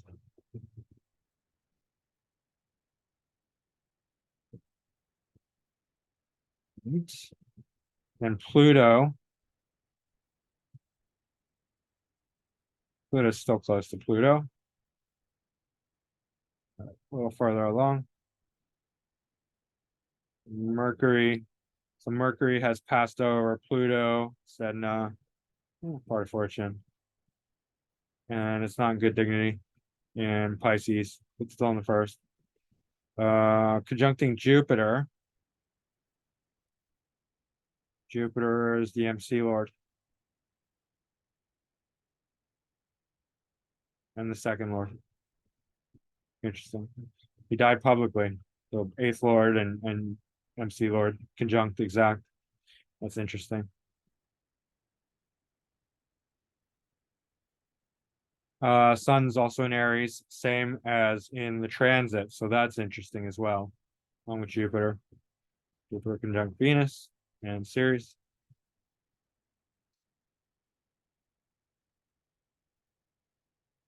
Mars seems to have retrograded. Interesting. Deeper into the 8th, still in Libra.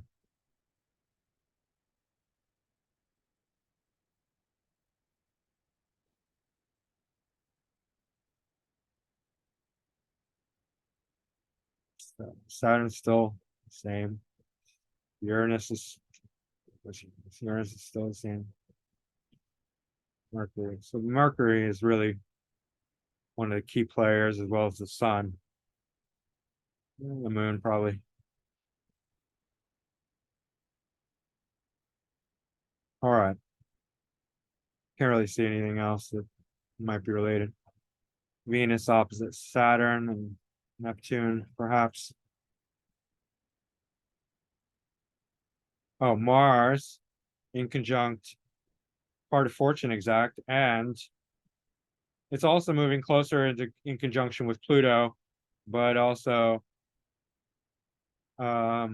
secondary progress Sedna, natal Sedna, part of fortune, Pluto. Yeah. So that's dangerous.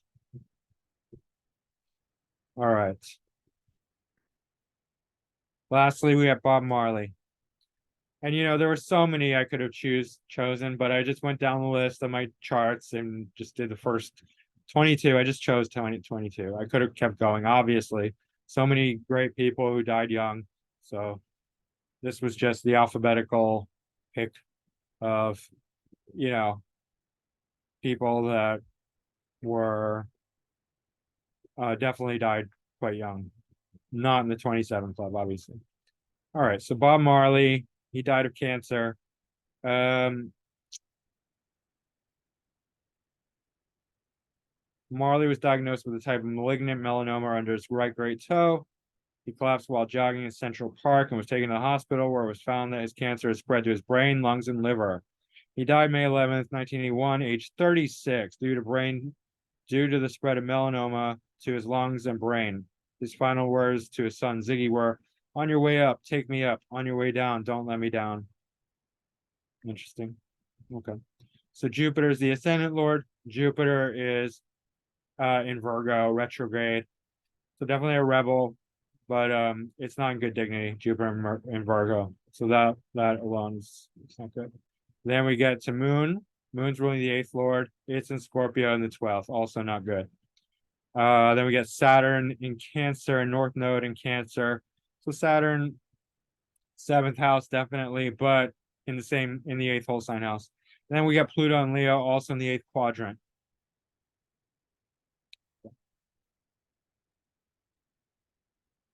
Uh,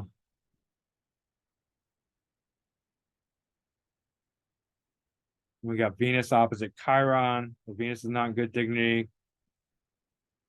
Chiron, Neptune, Venus, uh, square, Saturn. Saturn only second, third,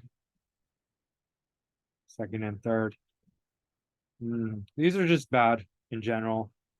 Venus is ruling the sixth lord. So Venus is the sixth lord, ruling sixth cusp. So Venus is in poor dignity. Obviously, it's opposite. It's natal Libra, so it's in detriment in Aries. And then opposite Chiron, Neptune. So something hidden, invisible. Yeah, that's really bad. Square to Saturn in poor dignity. So Saturn does not like Cancer, does not like Aries. So this Saturn is the second and third lord, but square the sixth lord, the fourth, and exactly opposite Chiron and Neptune. So that's all bad. North node, and then Venus, yeah, Jupiter in Virgo, Moon in Scorpio in the eighth. Damn, Pluto got a lot of bad aspects. Um, Ceres, Pluto square. Ceres, Venus in conjunct. All right, let's look at the transits.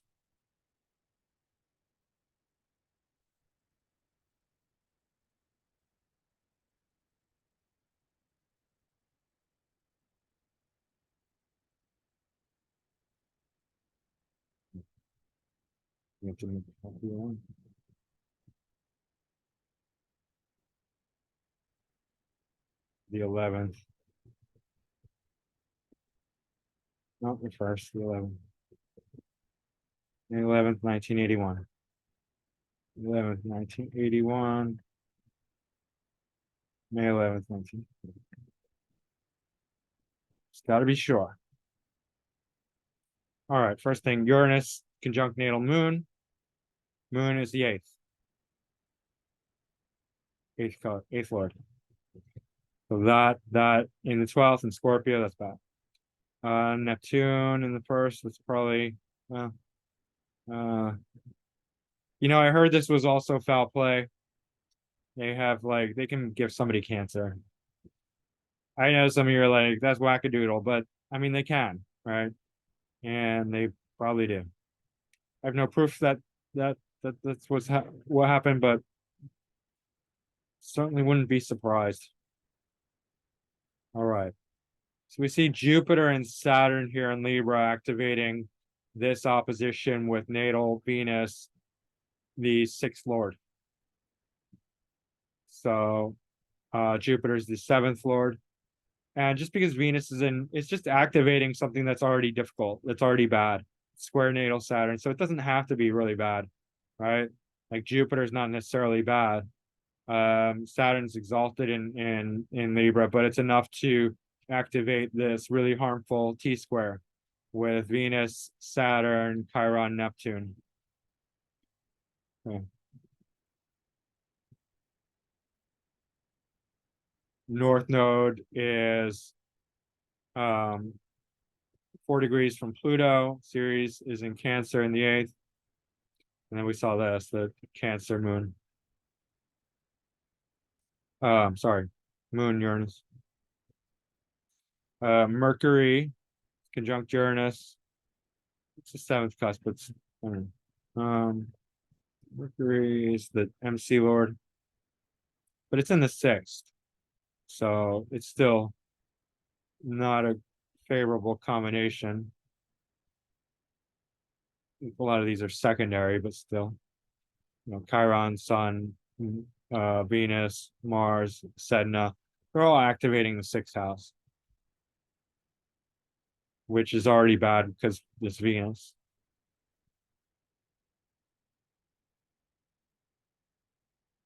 Now the nodes are actually activating the Saturn because it's square. Or not square, sorry. Semi-sextile and in conjunct. But the exact degree.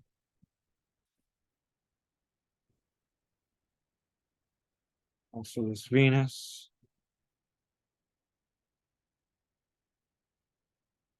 Yeah. So really 6th house activation and this really harmful T-square activation, which is anything hitting Jupiter.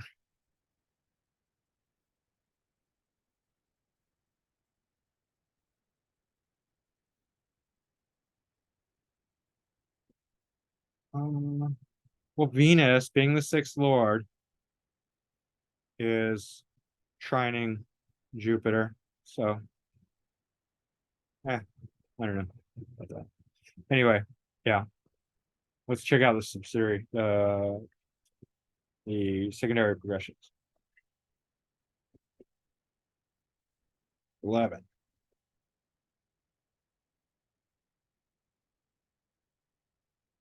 May 11th, 1981. All right. Almost there. So we see Jupiter still in Virgo. Everything's very similar, obviously. Venus is at 1 degree Taurus. That seems to be better.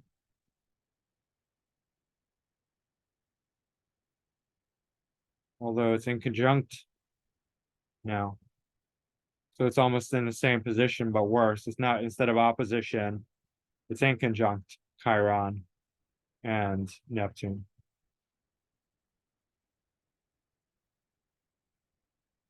Moon, sun and moon, it's a new moon. This is secondary progression. So, oh, interesting.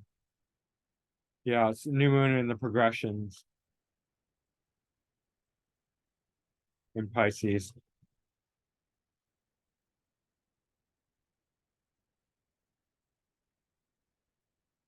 And both opposing ascendant Lord Jupiter. Interesting.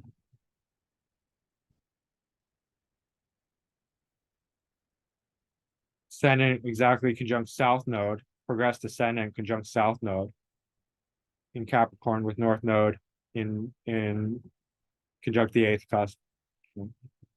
Pluto still in the 8th, obviously.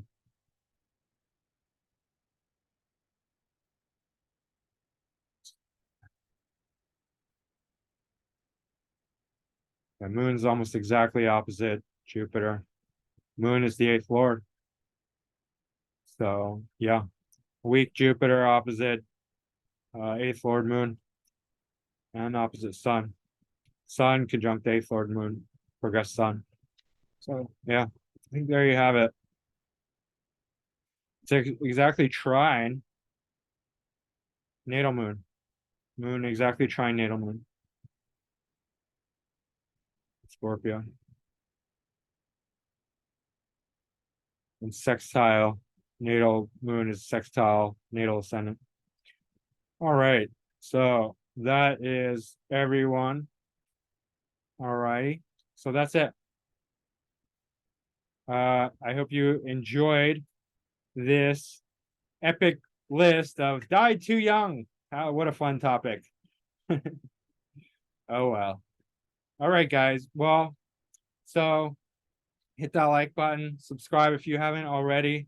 Book a reading with me, macroastrology.com is my website, macrogoalmachine@yahoo.com is my email address. And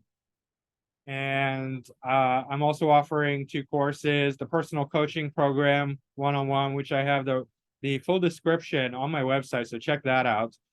And also an ongoing counselor training program that will meet once a month over Zoom, and it'll be group format. And we're just going to go over charts, and we're going to learn how to read charts and also learn how to counsel. It's 2 separate things, because you might be able to read charts, but you might suck at counseling, and you might be great at counseling and you might suck at reading charts. They both need to go together in order to be an effective astrological counselor. And that's it, guys. I wish you all the best. So, mediocre astrologer signing off. Man, he's okay. Win before you win. Take a victory laugh. Laugh it off, guys. All right. I will see you again soon. Thanks. Bye.